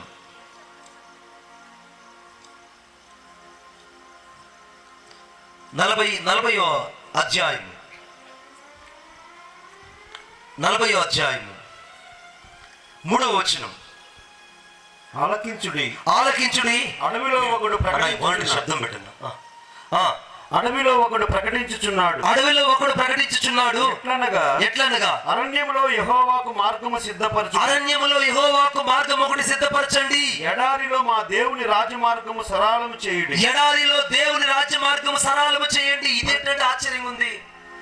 అరణ్యములో రాజమార్గం ఎలా సాధ్యపడుతుంది? అరణ్యములో రాజమార్గాలు ఎలా సాధ్యపడతాయండి? ఏదో ఒక బైపాస్లో ఎన్హెచ్ రోడ్డు వేయమంటే వేస్తారు, కానీ రోడ్డు పక్కన ఇంకొక రోడ్డు పెట్టమంటే పెడతారు, కానీ అరణ్యంలో రాజమార్గాలు చేయడం ఎలా సాధ్యపడుతుంది? అవును బిడ్డ, నా దేవుడు నిన్ను పాడైన స్వాస్థ్యాలు తిరిగి పంచిపెట్టడానికి, పోగొట్టుకున్న సమస్తాన్ని తిరిగి కట్టడానికి, పాడైన ప్రతి ప్రాకారాలను తిరిగి నిర్మించడానికి దేవుడు నిన్ను తన కొరకు ఒక నిబంధన ఎందుకు పెట్టాడో తెలుసా? నువ్వు ఆ పని చేస్తావని. దావీదును మాత్రమే ఎందుకు ఆ మన దగ్గర పెట్టాడంటే ఆ చెరపట్టుకొని పోతున్నటువంటి ఆ సింహపు నోటు నుండి, ఆ ఎలుగుబంటి నోటు నుండి ఆ గొర్రెని నేను విడిపించి తిని. ఈ రాత్రి విడిపించబడవలసిన నీవు, నీ ప్రజల్ని విడిపించుకోవలసిన నువ్వు వేడుకు చూస్తూ ఉంటే దేవుడు నిన్ను ఖచ్చితంగా లెక్క అడుగుతాడు. ఈ బొడ్డువాని పాలెం గురించి నాకున్న రుణానుబంధం నేను యేసయ్య రక్తంతో కడిగి వేసుకుంటున్నా. నాతో పాటున్నటువంటి పరిచారకులందరూ ఆ యేసు రక్తంతో ఆ రుణానుబంధం కడుక్కుంటున్నారు. కానీ ఈ ఊర్లో ఉన్న నీవు, నీ సొంత ప్రజలు, నీ సొంత రక్త సంబంధులు, నీ సొంత ఆప్తులు, నీ సొంత అయిన వారు, నీ బంధువులు, నీ ప్రజలైన వారు తమ స్వాస్థ్యాలు పోగొట్టుకొని నరకానికి ప్రయాణం చేస్తుంటే వారిని బయటకు తప్పించి బయటకు తీసుకురావాల్సిన నీవు వేడుకు చూస్తూ కూర్చుంటావా? ఈ సభలు నీకోసం ఏర్పాటు చేయబడ్డాయి బిడ్డ. ఈ సత్య స్వార్థను బయటకు తీసుకురావడానికి, ఈ సత్య స్వార్థ పాడైన స్వాస్థ్యాలు తిరిగి మళ్ళా పంచిపెట్టడానికి దేవుడు ఒక నిబంధనగా నేను నమ్మి పెడితే నీవు ఆ నిబంధన మీరి ఆ నిబంధనకు వ్యతిరేక దిశలో ప్రయాణం చేస్తావా? దేవుని ప్రేమను ఇంతకు నువ్వు అలక్ష్యం చేస్తావా? మీకు అద్భుతం మాట చెప్తాను, చదవండి. యెషయా గ్రంథం 58వ అధ్యాయము. యెషయా గ్రంథం 58వ అధ్యాయం 12వ వచనం. పూర్వకాలము నుండి అని రాయబడి ఉంటుంది. పూర్వకాలము నుండి పాడైపోయిన స్థలములను నీ జనులు కట్టెదరు. అనేక తరముల క్రిందట పాడైన పునాదులను నువ్వు మరలా కడతావు. విరగబడిన దానిని బాగు చేయవాడని, దేశంలో నివసించేటట్లు త్రోవలు సిద్ధపరిచేవాడని నీకు పేరు పెట్టబోతున్నాడు దేవుడు. దేవుని ఉద్దేశం పాడైన స్వాస్థ్యాలను తిరిగి పంచిపెట్టే అభిషేకాన్ని నీకు దేవుడు ఇవ్వాలనుకుంటున్నాడు. పాడైన పునాదులు బాగు చేసే అభిషేకాన్ని ఇవ్వాలనుకుంటున్నాడు. పాడైన జీవితాలు మరగా క్రీస్తు ఎత్తుకు నడిపించడానికి ఒక సాధనగా దేవుడిని చేసి ఉంచాలనుకుంటున్నాడు. నీవైతే దేవుని ప్రణాళిక అర్థం చేసుకోలేకపోతున్నావు, దేవుని చిత్తాన్ని గ్రహించలేకపోతున్నావు, దేవుని మనసు ఎందుకు అర్థం చేసుకోలేకపోతున్నావు. బిడ్డ, దేవుని యొక్క మాట చెప్తుంది, నీవు పాడైన పునాదులను నువ్వు మరలా కడతావు. నీ కళ్ళెదుటే కొన్ని జీవితాలు పాడైపోయాయి, వాళ్ళ కుటుంబాలు పాడైపోయాయి, పిల్లల బతుకులు పాడైపోయాయి, తల్లికి బిడ్డలకు సంబంధాలు లేకుండా పోయాయి, బాంధవ్యాలు చెడిపోయాయి, రక్త సంబంధాలు కోల్పోయారు. పాడైన పునాదులు కొన్ని కనబడుతున్నాయి బిడ్డ. నీ సంఘంలో పాడైన ప్రాకారాలు కొన్ని కనబడుతున్నాయి. వాటిని తిరిగి కట్టడానికి, అరణ్యంలో రాజమార్గం సిద్ధపరచడానికి, ఎడారిలో త్రోవను కలుగు చేయడానికి దేవుడి రాత్రి నిన్ను బతికించి మరలా ఇక్కడ నిలువ పెట్టాడు. ఒప్పుకున్న గట్టిగా చప్పట్లు కొట్టాడు. ఏసై గట్టిగా, ఇంకా గట్టిగా, ఇంకా గట్టిగా. దేవుడు ఇంకా నిన్ను బతికించాడు. ఈ రాత్రి నా ఏసై నిన్ను బ్రతికించడానికి ఒకే ఒక కారణం, నువ్వు పాడైన స్వాస్థ్యాలు తిరిగి మళ్ళా పంచి పెడతావని, పోగొట్టుకున్న ప్రాకారాలు తిరిగి కడతావని, పాడైన పునాదులు మళ్ళా నువ్వు బాగు చేస్తావని, అరణ్యములో త్రోవలు కలుగు చేస్తావని, ఎడారిలో మళ్ళా నువ్వు త్రోవలు సిద్ధపరిచి ఆ రాజమార్గంలో ప్రజలను యేసు ఎద్దుకు నడిపిస్తావని. ఆయన నమ్మి నీకు పరిచయనిస్తే, ఆయన నమ్మి నీకు స్వార్థనిస్తే, ఆయన నమ్మి నీకు యొక్క అద్భుతమైన వరాన్ని నీకు ఇస్తే, ఆ వరాలను నిర్లక్ష్యం చేసుకొని, కృపావరాలను పోగొట్టుకొని, జీవితంలో పరిశుద్ధతను పోగొట్టుకొని, పాడినటువంటి నీకు ఇవ్వబడిన స్వాస్థ్యాన్ని పోగొట్టుకొని, ఒక్క పూట తిండి కొరకు ఏషావు ఏ రీతిగా అయితే తన స్వాస్థ్యాన్ని పోగొట్టుకుని భ్రష్టుడయ్యాడో ఆ రీతిగా నువ్వు భ్రష్టత్వంలోకి వెళ్ళిపోతున్నావేమో. నా రెండు చేతులు దండం పెట్టి చెప్తున్నా, బయటికి రావాల్సింది వారు ఎంత సత్యమో ఈ రాత్రి నువ్వు కూడా బయటికి రావాలన్నది అంతే సత్యము. చీకట్లో ఉన్న వాళ్ళు బయటకు వచ్చారు, బంధింపబడిన వాళ్ళు బయటకు వచ్చారు, కానీ స్వాస్థ్యాలు పోగొట్టుకున్న వాళ్ళు బయటకు రాకపోతే పరిస్థితి ఏంటి బిడ్డ? ఈ రాత్రి పాడైన నీ స్వాస్థ్యాన్ని తిరిగి మళ్ళా నువ్వు సంపాదించుకోవాలి. అందుకే హెబ్రీయుల పత్రిక 12వ అధ్యాయంలో ఒక్క పూట తిండి కొరకు ఏషావు తన జ్యేష్ఠత్వాన్ని పోగొట్టుకొని మారు మనసు పొందకుండా, కన్నీరు కార్చకుండా కఠినపరచబడినట్టుగా వాక్యంలో రాయబడింది. చదవండి ఆ మాట ఒకసారి. హెబ్రీయుల పత్రిక ఒక్క పూట కూటి కొరకు తన జ్యేష్ఠత్వపు హక్కును అమ్మివేసిన ఏశావు వంటి భ్రష్టుడైనను వ్యభిచారి అయినను ఉండునేమోనని జాగ్రత్తగా చూచుకోండి. ఏశావు ఆ తరువాత ఆశీర్వాదం పొందగోరి కన్నీళ్లు విడుస్తూ దానికోసం శ్రద్ధతో వెతికిదను. మారు మనసు పొందని అవకాశము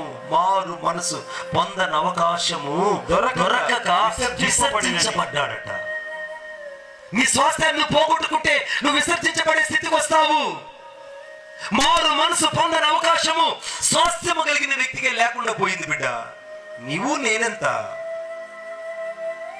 అందుకే ప్రభు అన్నారు, నీ నామం మేము అద్భుతాలు చేయలేదా? నీ నామం మేము స్వస్థపరచలేదా? నీ నామం మేము సూచకులు చేయలేదా? నీ నామం మేము ఆశ్చర్యాలు చేయలేదా అని అంటే ఆయన అన్న ఒక్క మాట, అక్రమము చేయవారులారా మీరెవరో నాకు తెలియదు, నా యొద్ద నుండి బయటకు పోండి. ప్రొఫెటికల్ మినిస్ట్రీ చేసిన వాళ్ళు, హీలింగ్ మినిస్ట్రీ చేసిన వాళ్ళు, మిరకల్ మినిస్ట్రీ చేసిన వాళ్ళు మీరెవరో నాకు తెలియదు అన్నారంటే నీవు నేనెంత బిడ్డ? నీవు నేనెంత? ఈ రాత్రి మారు మనసు పొందని అవకాశము ఏశావుకు దొరకలేదు. ఆశీర్వాదం పొందగోరి కన్నీళ్లు విడిచిన ప్రయోజనం లేకుండా పోయింది. ఈ రాత్రి నువ్వు కోల్పోయిన స్వాస్థ్యంలోకి వెళ్ళలేకపోతే, ఈ రాత్రి నువ్వు పోగొట్టుకున్న అభిషేకంలో తిరిగి వెళ్ళలేకపోతే, నువ్వు పోగొట్టుకున్నటువంటి ఆ నిత్యత్వంలోకి మరలా నువ్వు అడుగు పెట్టకపోతే, నీ వంటి భ్రష్టుడు ఉంటాడేమో ఒకసారి చూసుకో. నీ వంటి భ్రష్టుడు ఇంకెవడు ఉండకూడదు. నేను ఎప్పుడు పదే చెప్తున్న ఒక మాట. ఒక వ్యక్తి నా దగ్గరకు వచ్చి నాకు పాస్టర్లు అంటే చాలా ఇష్టం, వాళ్ళ కోసం లక్షల రూపాయలు పోగొట్టుకున్నా. నా మినిస్ట్రీలో ఉన్న వాళ్ళకి తెలుసు, లక్షల రూపాయలు పోగొట్టుకున్నా. పాస్టర్లు అంటే నాకు అంత ఇష్టం. వాళ్ళు ఏమైనా మందిరాలు కట్టడానికి కానుక అడిగినా, ఒకవేళ వాళ్ళు ఏదైనా కావాలని కోరుకున్నా వెంటనే వాళ్ళ కోసం చేసేసేవాడు. ఏమాత్రం ఆలోచించేవాడు కాదు. నాతో పాటు శ్యామ్ పాస్టర్ గారు ఉండేవాళ్ళు. పాస్టర్ గారు తెలుసు, నేను ఎప్పుడు లక్షల రూపాయలు ఎప్పుడు చూడలా. నాకు కలిగిన చిన్న ఆ దేవుడిచ్చిన ఆశీర్వాదాన్ని చూచాను. అది ఎప్పుడు నా కోసం, నా పిల్లల కోసం ఎప్పుడు దాచిపెట్టుకోవాలి. ఈ సేవ కోసం ఖర్చు పెట్టడం ప్రారంభించాను. ఒకరోజు నా వ్యక్తి నా దగ్గరకు వచ్చాడు, మణిబాబన్న దేవుడు నేను సేవ చేస్తున్నాను, పలానా ఊర్లో నేను ఏర్పేట దగ్గర నేను సేవ చేస్తున్నాను అన్నాడు. ఏర్పేట అనేది ఒక భయంకరమైన ప్రదేశం. ఆ ఏర్పేటలో నేను సేవ చేస్తున్నాను అనేటప్పటికీ ఏం కావాలన్నాయా నీకు చెప్పండి అని అంటే, నాకేం లేదు, నాకు కొత్త సిలిండర్ కొట్టుకొని నాకు అన్నాడు. అప్పుడు సిలిండర్ కొనాలంటే చాలా కష్టంగా ఉండేది. వెంటనే ఇంట్లో ఒకే ఒక సిలిండర్ ఉంటే ఆ సిలిండర్ ఆ పాస్టర్ గారికి ఇచ్చేసి నేను నా సతీమణి ఇద్దరు మోకరించి ప్రార్థన చేసుకున్నాను. పాస్టర్ గారు మా కోసం ప్రార్థన చేయండి. మళ్ళీ కొద్ది రోజుల తర్వాత ఆ పాస్టర్ గారు వచ్చారు. అయ్యా మాకు పలాంది కావాలి మందిరానికి అంటే, వెంటనే నేను అయ్యా తీసిస్తానయ్యా అని చెప్పి గడగడ వణికిపోతూ వెంటనే తీసి పంపించాను. కొన్ని రోజులు అయిన తర్వాత వాళ్ళ ఊర్లో నేను సువార్తకి వెళ్తా ఉన్నాను. వాళ్ళ ఊరు వైపు సువార్తకి వెళ్తుంటే ఈ వ్యక్తి ఒక నల్లటి పంచె ఒకటి కట్టుకొని, నల్లటి కండువా ఒకటి కప్పుకొని ఆ ఊర్లో అటు ఇటు తిరుగుతున్న నేను చూశాను. బైక్లో అటు ఇటు తిరుగుతూ నేను చూశాను. నేను అన్నాను, ఇతను ఒకప్పుడు యేసయ్య గురించి చెప్పిన వ్యక్తి కదా, ఏంటి ఇలా అయ్యాడు అని అడిగితే, అమ్మ బాబోయ్ ఆ వ్యక్తి అండి మారిపోయాడా? మరి మందిరం ఏమైంది? అయ్యా సేవ చేశాడు కానీ సేవ ఫలించలేదని, పిలిపే లేదనుకొని బయటకు వచ్చేసాడండి. వచ్చిన వాడు వస్తే పర్వాలేదు కానీ తిరిగి మళ్ళా ఎక్కడి నుంచి వచ్చాడో అక్కడికి మళ్ళా వెళ్ళిపోయాడు. అతని వల్ల దేవుని నామం అవమానపరచబడింది మణిబాబు గారు అని నాకు ఏడుస్తూ చెప్పారు. నేను సిలిండర్ పోయిందనో, గ్యాస్ పోయిందనో, తర్వాత ఆ డబ్బులు పోయిందనో, వస్తువులు పోయినా నేను బాధపడలా. అతని ఆత్మ గురించి ఆలోచించడం ప్రారంభించాను. సత్యము నెరిగి సత్యాన్ని రుచి చూచి మారు మనసు పొందినటువంటి ఈ వ్యక్తి, బాప్తిజం తీసుకున్న వ్యక్తి ఇప్పుడు ఒక్కసారిగా భ్రష్టుడై లోకంలోకి వెళ్ళిపోవడం ఎంత భయంకరమైన పాపం ప్రభువా. దయచేసి ఈ వ్యక్తికి ఒక అవకాశం ఇవ్వు. Lord, shall we give the one chance to him? లేదా ఇతనితో మాట్లాడే అవకాశం నాకు ఒకసారి ఇవ్వు, నాకు అవకాశం ఇవ్వని నేను ప్రభువుని అడిగాను. కొన్ని సంవత్సరాలు అయిపోయాయి. ఒకరోజు నా యవనస్తుడు, క్షమించాడు, ఆ బ్రదరు నా దగ్గరకు వచ్చి అన్నా నేను నీతో మాట్లాడాలన్నాడు. ఏంటి చెప్పండి అన్నాను. ఏం లేదు, మా ఊర్లో ఒక పెద్ద ఉత్సవం ఒకటి జరుగుతుంది, దానికి నువ్వేన్ని పదాలు రాయాలన్నాడు. నేను అన్నాను, రాస్తా. నాకు 5వ సహోదరుడు అంటే చాలా ఇష్టం. I love them. I never be hated to them. I'm always with them and cooperated with them. నేను చేస్తా. అయితే నేను ఒక ప్రశ్న వేయాలనుకుంటున్నాను. నువ్వు ఎందుకు నీ రక్షణను నిర్లక్ష్యం చేశావు? ఎందుకు నీ రక్షణను నిర్లక్ష్యం చేశావు? అందుకే దేవుని యొక్క వాక్యం చెప్తుంది, ఒక్కసారి వెలిగించబడిన పిమ్మట బుద్ధిపూర్వకంగా నువ్వు పాపం చేస్తే ఇక ఆ యొక్క పాపానికి బలిక ఉన్నదని రాయబడిన విషయం తెలుసా? మారుమనసు పొందిన నీవు, రక్షించబడిన నీవు మరలా లోకంలోకి వెళ్ళిపోతే నీ వలన యేసయ్య బాహాట అంటే సిలువ వేయబడమే కాదు, నీ వల్ల అన్ని జనుల మధ్య దేవుని నామానికి దూషణ కలుగుతుంది. ఏంటి పని చేశావు నువ్వు? నీ బ్రతుకు మార్చుకో, లేదా నీ బుద్ధైనా మార్చుకో. నీ బ్రతుకైనా మార్చుకో, నీ బుద్ధైనా మార్చుకో అని నేను చెప్పినప్పుడు బాగా కన్నీళ్ళు పెట్టుకొని ఏడ్చాడు. అన్నా నేను నిన్నేం అడగను అని అక్కడి నుంచి 2-3 వ్యక్తులు తీసుకొని వెళ్ళిపోయాడు. అతను వెళ్తుంటే నా మనసు ఎందుకో పదే చెప్తుంది, సహోదరుడా నీకు ఇది ఆఖరి అవకాశము. This is the last chance to you. My Holi spirit say about of you, this is the last chance. ఇది నీకు చివరి అవకాశం. దయచేసి నువ్వు దాటి వెళ్ళకు అని చెప్తుంటే నా మాటను పెడచెవిని పెట్టి బైక్ స్టార్ట్ చేసుకుని వేగంగా వెళ్ళిపోయాడు. సరిగ్గా నెల తరువాత ఒక పెద్ద రోడ్ యాక్సిడెంట్లో నేను ఏ వ్యక్తికి అయితే హెచ్చరిక చేశానో ఆ వ్యక్తి దుర్మరణం అయిపోయాడు. నాకు ఇప్పటికీ నా మనసులో మిగిలిపోయిన బాధ. పొందుకున్న స్వాస్థ్యాన్ని పోగొట్టుకున్నాడు.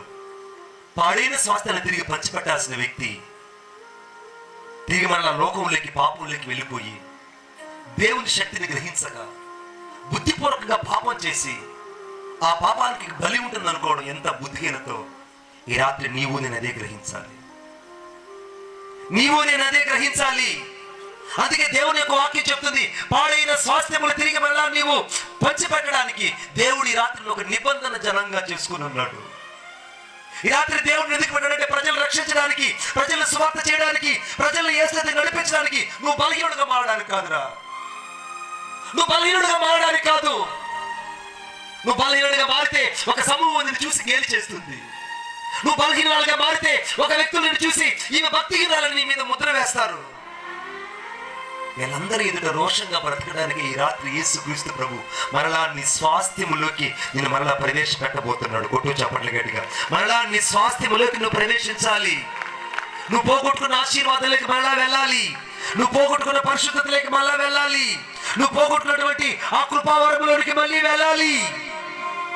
నువ్వు వెళ్ళినప్పుడు దేవుడు నీ ద్వారా ఆయన చేసే కార్యాలు ఆశ్చర్యపోతావు బిడ్డ. ఆశ్చర్యపడిపోతావు.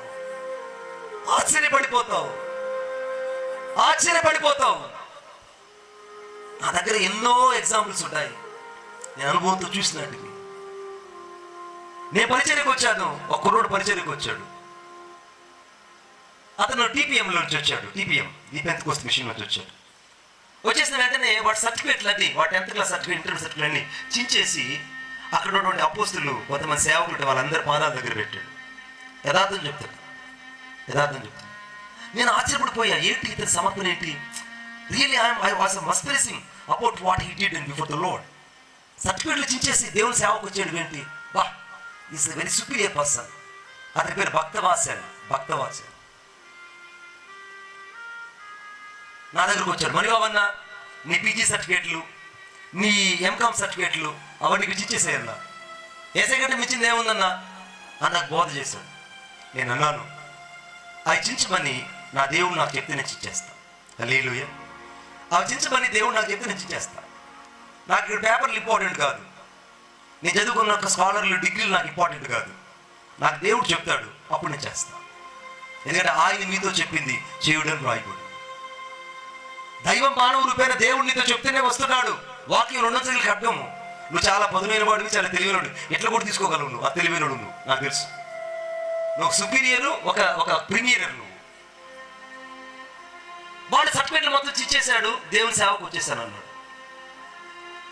ఇక నేను సువార్తకు వెళ్తుంటే నాతో పాటు సువార్తకు వచ్చేవాడు. అబ్బో ఎంత ఫాస్ట్గా సువార్త చేశాడు, అంత ఫాస్ట్గా సువార్త చేశాడు. నాకు ఒక నిబంధన ఏంటంటే ప్రతి సంవత్సరం 100 గ్రామాలకు సువార్త చెప్తా. 100 గ్రామాలకు సువార్త చెప్తా, సైకిల్ మీద వెళ్ళి. ఆ రోషం, ఆ అగ్ని దేవుడు హృదయం ఇచ్చాడు. చాలు. 100 గ్రామాలకి సైకిల్ తొక్కుంటూ సువార్తకి వెళ్ళేవాడు. నాతో పాటు కుర్రోడు కూడా ఆ రోజుల్లో 75 పైసలు గంటకి సైకిల్ రెంట్. సైకిల్ బాడు సైకిల్, మాకు సొంత సైకిల్ కూడా లేదు. బాడు సైకిల్ తీసుకొని నేరుగా ఊరూరు సువార్తకి వెళ్ళేవాడు. కొద్ది రోజుల తర్వాత వీడు, నేను సేవకు వచ్చాను, సేవలో నేను కొనసాగుతున్నాను. ఒక పెట్రోల్ బంకులో నేను పెట్రోల్ పట్టుకోవాలి. ఆ పెట్రోల్ బంకులో ఈ కుర్రోడు పంప్ ఆపరేటర్గా ఉన్నాడు. నేను వెంటనే, సహోదరుడా నీవు పలానా రోజున సర్టిఫికేట్ ఇచ్చేసిన వ్యక్తి కదా, పంప్ ఆపరేటింగ్లో ఉన్నావేంటి అని అడిగితే, అన్న ఎలా బతకాలో నాకు తెలియదు లేదు అన్న, అందుకే నేను వెనక్కి వచ్చేసాను అన్నాడు. ఎలా బతకాలో నాకు తెలియదు, వెనక్కి వచ్చేసాను అన్నాడు. అప్పుడన్నా నేను, ఆశీర్వాదానికి దగ్గరగా వెళ్ళిపోయిన నువ్వు, ఆశీర్వాదపు ద్వారం దగ్గరికి వెళ్ళిపోయిన నువ్వు వెనక్కు వచ్చావు. తిరిగి మళ్ళా వెళ్ళడానికి అసాధ్యం తమ్ముడు. వీలైనంత తొందరలో మరలా నువ్వు ఆ ద్వారం వైపు లేదా ఆ గుమ్మం వైపు ప్రవేశించి లోపలికి వెళ్ళు. నీకు ఆశీర్వాదాన్ని దేవుడు సిద్ధపరిచి ఉన్నాడు. హల్లెలూయా. కుర్రోడికి నా మాటలు అర్థం కాలేదు, అక్కడే ఆగిపోయాడు. ఈరోజు నీ పంప్ ఆపరేటర్గా మిగిలిపోయాడు. 4-5 పంపులకి, 4-5 పెట్రోల్ బంక్ 4-5 పంపులకి ఒక సూపర్వైజర్గా ఎదిగాడు, కానీ ఒక సువార్థికుడిగా ఎదగలేకపోయాడు. నా 2 చేతులు జోడించి దండం పెడుతున్నా. నేను గాయపరచాలనో, నేను బాధ పెట్టాలనో మీ అన్నయ్య ఉద్దేశం కాదు బిడ్డ. నువ్వు ఆ నిత్యత్వంలోకి వెళ్ళాలని, ఆ నిత్యత్వంలో వెళ్ళినప్పుడు ఆ తండ్రి ఎదుట సిగ్గుపడినక్కలేని పనివానిగా నిలబడాలని, ఆ తండ్రి ఎదుట నిలబడినప్పుడు ఆ మహిమ కలిగిన సింహాసనం ఎదుట దేవుడు నీకు ఇచ్చేటువంటి ఆ గొప్ప బహుమతులు తీసుకొని ఆ గొప్ప సమూహం ఎదుట నువ్వు పరిశుద్ధుల మధ్యలో నీవు తీసుకున్న ఆనందాన్ని అనేకులకు తెలియజేసే రోజు దగ్గరగా చూడాలని నేను హెచ్చరించి చెప్తున్నాను, కానీ నేను గాయపరచాలని ఉద్దేశం కాదు బిడ్డ. నీకు పిలుపు ఉందా? పిలుపుకు త్వరగా పరిగెత్తుకునిరా. దేవుడు నీకు సమయం ఇచ్చాడా? ఆ సమయాన్ని సద్వినియోగపరచుకో. దేవుడు నీకు జీవితాన్ని ఇచ్చాడా? జీవితం కంటే జీవితాన్ని ఎక్కువగా ప్రేమించు. దేవుడు నీకు సమస్తాన్ని చూసుకోగలడు. ఇప్పటికీ నేను నేర్చుకున్న ఒకే ఒక తీరి, యేసన్న గారి తీరి. యేసన్న గారు మాకు నేర్పించిన ఒకే ఒక తీరి ఏంటంటే, వెళ్ళడానికి వరకే నేను ఛార్జీ ఉంచుకుంటా. అది నా పిల్లలకి, నా బ్యాగ్స్ అయితే పిల్లలకే తెలుసు. They will be still and see that. నా దగ్గర కేవలం ఆ ఊరికి చేరేంత వరకే నేను నా దగ్గర ఆ చిన్న ఆ రూపాయలు ఉంచుకుంటా. ఆ తర్వాత ₹1 కూడా ఎక్స్ట్రాగా నేను ఉంచుకోను. ఎందుకంటే ఆయన నన్ను పోషించేవాడు. ఆయన నాకు అక్కర ఉన్నవేమో నాకు ఇవ్వగలిగిన వాడు ఆయన. నేను ఆయన కొలువులో పనిచేస్తున్నా, రిటైర్మెంట్ లేని ఉద్యోగం చేస్తున్నా. 60 ఏళ్ళకు, 65 ఏళ్ళకు, 62 ఏళ్ళకు రిటైర్ అయిపోయే వ్యక్తి కాదు నేను. రిటైర్మెంట్ లేని ఉద్యోగం చేస్తున్నాను బిడ్డ. ఈ ఉద్యోగం ఎవరి కోసం తెలుసా? పాడైన స్వాస్థ్యాలు తిరిగి పంచిపెట్టేటువంటి ఒక నిబంధన కలిగిన ఉద్యోగాన్ని యేసయ్య నాకు నీకు అనుగ్రహించాడు. కొట్టు చప్పట్లు గట్టిగా. పాడైన స్వాస్థ్యాలను తిరిగి పంచిపెట్టే అభిషేకాన్ని నీకు ఇచ్చాడు దేవుడు. దాని కొరకే నేను ప్రతిష్ఠించుకున్నాడు, దాని కొరకే మలుచుకున్నాడు, దాని కొరకే నేను నియమించుకున్నాడు. కొన్ని సంవత్సరాల తర్వాత ఆ కుర్రోడు నాతో ఏమన్నాడు తెలుసా? అయ్యా మణిబాబు గారు, మీ గురించి నేను ప్రతిరోజు చూస్తూ ఉన్నాను, కానీ నా మనసులో ఒక బాధ మిగిలిపోయింది. ఆ రోజు నేను ఒక్క అడుగు ముందుకు తీసుకొని వెళ్ళుంటే నా సేవ ఏమై ఉండదు. కానీ నేను బిడ్డలు, భార్య, పిల్లలు, అప్పులు, ఆస్తులు అనుకొని నిన్ను పక్కకు పెట్టాను. నేను ఇక్కడే పెట్రోల్ బంకులో ఉన్నా, నేను దేవుడు తిప్పుతూ ఉండడం నేను చూస్తున్నా. అవును బిడ్డ, యేసయ్య మాటను వింటే, యేసయ్య మాటకు నువ్వు లోబడితే, యేసయ్య మాటకు నువ్వు విధేయత చూపిస్తే నీ జీవితంలో దేవుడు ఇచ్చేటువంటి ఆశీర్వాదాలు ఎలా ఉంటాయంటే, అనేకులు నువ్వు కట్టడానికి, నాటడానికి, ప్రతిష్ఠించడానికి ప్రభు నిన్ను ఒక అభిషేక వ్యక్తిగా ఉంచుతాడు భూమి మీద. ఆమేన్. ఉంచుతాడు, ఉంచగలడు. ఆయన నియమిస్తే మళ్ళీ ఎవరు రద్దుపరచలేరు. ఆయన తలుపు తెరిస్తే ఎవరు మళ్ళీ తలుపు వేయలేరు. ఆయన ఒక్కసారి దీవిస్తే ఆ దీవెను ఎవరు వెనక్కి తీసేయలేరు బిడ్డ. ఈ రాత్రి నా తండ్రిని దీవించాలనుకుంటున్నాను, నా తండ్రిని దీవించాలనుకుంటున్నాడు, నా తండ్రి నిన్ను దీవించాలనుకుంటున్నాడు. నీకంటే ఎక్కువ ఉద్యోగం చేసి మంచి శాలరీ తీసిన వ్యక్తిని ఒకరోజు నేను మా మిస్సెస్ ఇద్దరం కలిసి శాలరీ చేసి ఆ శాలరీని తీసుకొచ్చి ఏసై పాదాల దగ్గర పెట్టి దర్శన భాగం తీయడానికి ఇద్దరం కలిసి టాప్ వేసుకుంటున్నాం, ప్రార్థన చేస్తున్నాం. సరిగ్గా 7వ తేదీ 1వ నెల 2000 సంవత్సరం బేస్తవారి రోజున, కాబట్టి మీరు సెల్ ఫోన్కి వెళ్ళి ఒకసారి చూసుకోండి. 7వ తేదీ 1వ నెల 2000 సంవత్సరం గురువారం రోజున ఇద్దరం కలిసి ప్రార్థన చేస్తున్న శాలరీ వచ్చింది. ఇంత కట్ట డబ్బు శాలరీ వచ్చింది. ఆ శాలరీ మీద చేతులు పెట్టి ప్రార్థన చేస్తున్నాం, ప్రభువా ఈ శాలరీ అంతా నీకే, ఇదంతా నీ పరిచర్యకు వాడుకో, ఇదంతా నీ సేవకు వాడుకో అని చెప్పాడుంటే ఒక స్వరం మాతో మాట్లాడింది, Manibabu I don't want your salary, I wants you. నాకు నీ జీతం అవసరం లేదు, నాకు నీ జీవితం అవసరము, నాకు నీ జీతం అవసరం లేదు, నాకు నువ్వు కావాలి అన్న మాట నా జీవితంలో ప్రతిధ్వనించింది బిడ్డ. సరిగ్గా 7వ తేదీ 1వ నెల 2000 సంవత్సరం దేవుడు నాతో మాట్లాడితే నేను ఆ పిలుపుకు లోబడి 4 రోజుల వ్యవధిలోనే నిద్రాహారాలు మానేసి దేవుడు చెప్పిన ఆ పిలుపుకు లోబడి నా ఉద్యోగానికి రిజైన్ చేసి కట్టుబట్లతో నేను బయటకు వచ్చేసాను. ఆ రోజు నాగటి మీద చేయబెట్టడానికి ఆయన కృప చూపించదు, కానీ నేను ఫోర్స్ఫుల్గా ప్రయత్నించలేదు. ఈ రాత్రి ప్రభు నీతోనే మాట్లాడుతున్నాడు బిడ్డ. ఆయన ప్రణాళిక నీకు అర్థమైతే, ఆలోచన నీకు అర్థమైతే, ఆయన చిత్తం నీకు అర్థమైతే, ఈ జీవితంలో అనగా ఈ చిన్న జీవితంలో ఆయన కొరకు నువ్వు చేయాల్సిన పని చాలా ఉన్నది. హల్లెలూయా. ఆయన కోసం నువ్వు చేయాల్సిన పని చాలా ఉన్నది. ఆయన నిన్ను వాడుకోవాల్సిన విధానం చాలా ఉన్నది. ఆయన నీ పట్ల కలిగిన ప్రణాళిక చాలా పెద్దది. ఇది నువ్వు గ్రహించగలిగితే ఈ రాత్రి పాడైన స్వాస్థ్యాలు తిరిగి పంచిపెట్టే వ్యక్తిగా నీ స్థానాన్ని కాపాడుకుంటావు. మొదటిదేమో అన్ని జనులు బంధింపబడిన వారు బయటకు రావాలి, చీకట్లో ఉన్న వాళ్ళు బయటకు రావాలి. మరి 3వదిగా పాడైన స్వాస్థ్యాలు పోగొట్టుకున్న వాళ్ళు తిరిగి మళ్ళా స్వాస్థ్యములోకి ప్రవేశించాలి. లేచి నిలబడతాం. Thank you Jesus. ప్రభువా నీకు వందనాలు చెల్లిస్తున్నాను. ఈ రాత్రి నీ సన్నిధి యొక్క ప్రశస్తమైన మహిమని చూచినట్లు సహాయం దయచేయి.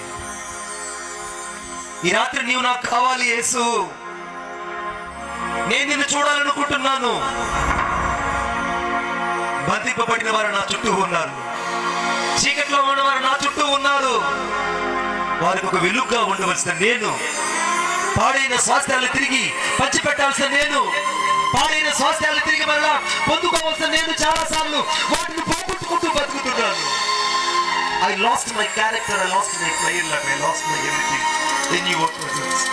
Lord, without your grace and how shall we live in this society? ఈ రాత్రి నీవు లేకుండా నేను ఎలా బతకగలను ప్రభువా? ఈ రాత్రి నీ గురి నీ దరి యేసుక్రీస్తు ప్రభు అయితే, ఈ రాత్రి నీ గురి నీ దరి యేసుక్రీస్తు ప్రభు అయితే, నిన్ను అద్దరికి యేసుక్రీస్తు ప్రభు చేర్చగలడు. నువ్వు అద్దరికి చేరగలవు. నువ్వు పోగొట్టుకున్న స్వాస్థ్యములకి వెళ్ళాలని దేవుడు మరలా నిన్ను దర్శించి చెప్తున్నాడు.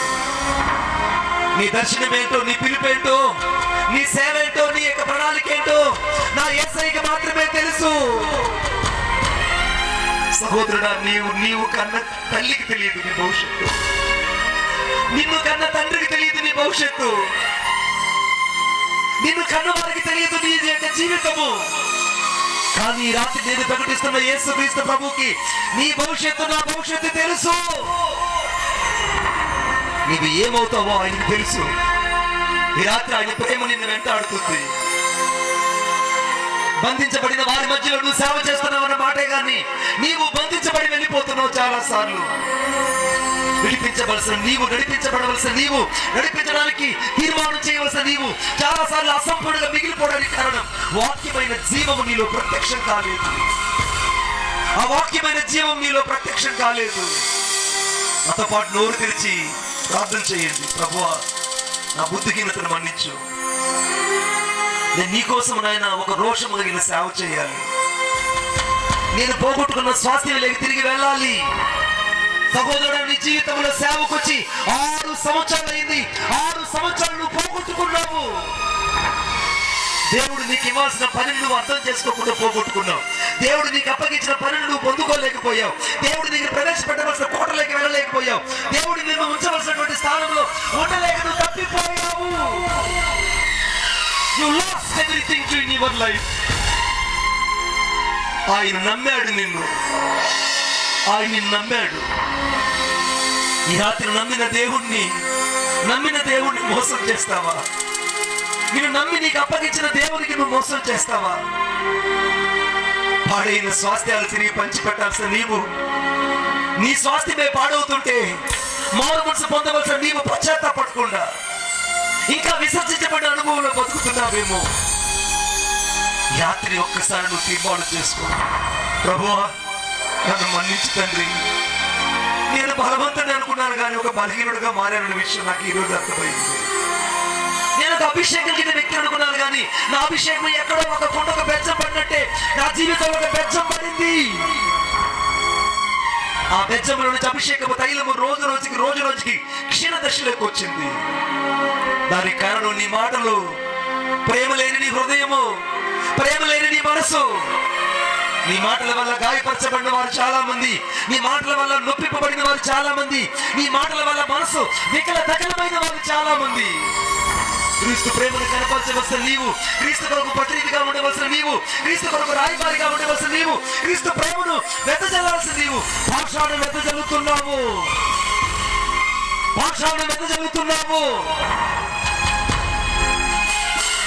నీ నోట నుండి ప్రేమ కలిగిన మాటలు పలకవలసిన నీవు ఇక నువ్వు అంత గర్భపు మాటలు మాట్లాడకూడని వాక్యము రాయబడి ఉన్నది. నీ గర్భపు మాటల వల్ల పరిశుద్ధాత్మ దేవుడు దుఃఖపోయాడు, నీ గర్భపు మాటల వల్ల సేవకులు దుఃఖపోయారు, నీ గర్భపు మాటల వల్ల నీ సహోదరులు గాయపరచబడ్డారు. గాయపరచబడుతూ కూడా ఇంకా నీవు దేవుని గాయాన్ని రేపుతున్నావు కానీ దేవుని గాయాన్ని కట్టేవాడు కాదు కదూ. ఈ రాత్రి పాడైన స్వాస్థ్యాలను తిరిగి పంచిపెట్టడానికి దేవుడు ఒక నిబంధన కలిగిన సేవకుడుగా, నిబంధన కలిగిన సేవకురాలుగా, నిబంధన కలిగిన క్రైస్తవుడుగా దేవుడు చేయాలనుకుంటున్నాడు. నాతో పాటు ప్రార్థన చెప్పండి. యేసయ్యా, ఈ రాత్రి నా హృదయంలోనికి మిమ్ములను నేను నా సొంత రక్షకుడుగా నేను అంగీకరిస్తున్నాను. నా హృదయంలోనికి మిమ్ములను నేను నా సొంత రక్షకుడుగా స్వీకరిస్తున్నాను. నా జీవితంలోకి రండి, నా బ్రతుకులోనికి రండి, నా ప్రతి పరిస్థితిలోనికి రండి. నా యేసయ్యా, నా సేవలోకి రమ్మని నేను కోరుకుంటున్నాను. నా సేవలోకి రండి, నా సేవలోకి రండి, నా సేవలోకి నువ్వు రావాలి యేసయ్యా. నువ్వు రాకపోతే నా సేవ ఇక ఫలించదయ్యా, నువ్వు రాకపోతే నా సేవ ఇక వర్ధిల్లదయ్యా, నువ్వు రాకపోతే నా సేవ ఇక మండదయ్యా. పరిశుద్ధాత్ముడు నువ్వు రావాలి. అరణ్యములు త్రోవలు కలుగు చేసేవాడని, ఎడారిలో త్రోవలు కలుగు చేసేవాడని నువ్వు నా గురించి చెప్పావు కానీ నా జీవితం అంతా ఒక అరణ్యములాగా ఎడారిలా కనబడుతుంది ప్రభు. నా అరణ్యం లాంటి నా బ్రతుకులోకి రాత్రి నువ్వు దిగి రావాలి, నా ఎడారి లాంటి నా జీవితంలోకి రాత్రి నువ్వు దిగి రావాలి. నువ్వు నాతో ఉండడం నేను చూడాలి ప్రభువా. నన్ను రక్తంతో కడిగి శుద్ధీకరించండి. నా హృదయంలో మిమ్మల్ని నా సొంత రక్షకుడిగా అంగీకరిస్తూ యేసుక్రీస్తు నామంలో ప్రార్థన చేసి వేడుకొనుచున్నాను తండ్రి. ఆమేన్, ఆమేన్. దయచేసి అందరం అలా కూర్చున్నాం. ఈ సమయాన్ని నేను అధ్యక్షుడు శ్యామ్ బాబుకి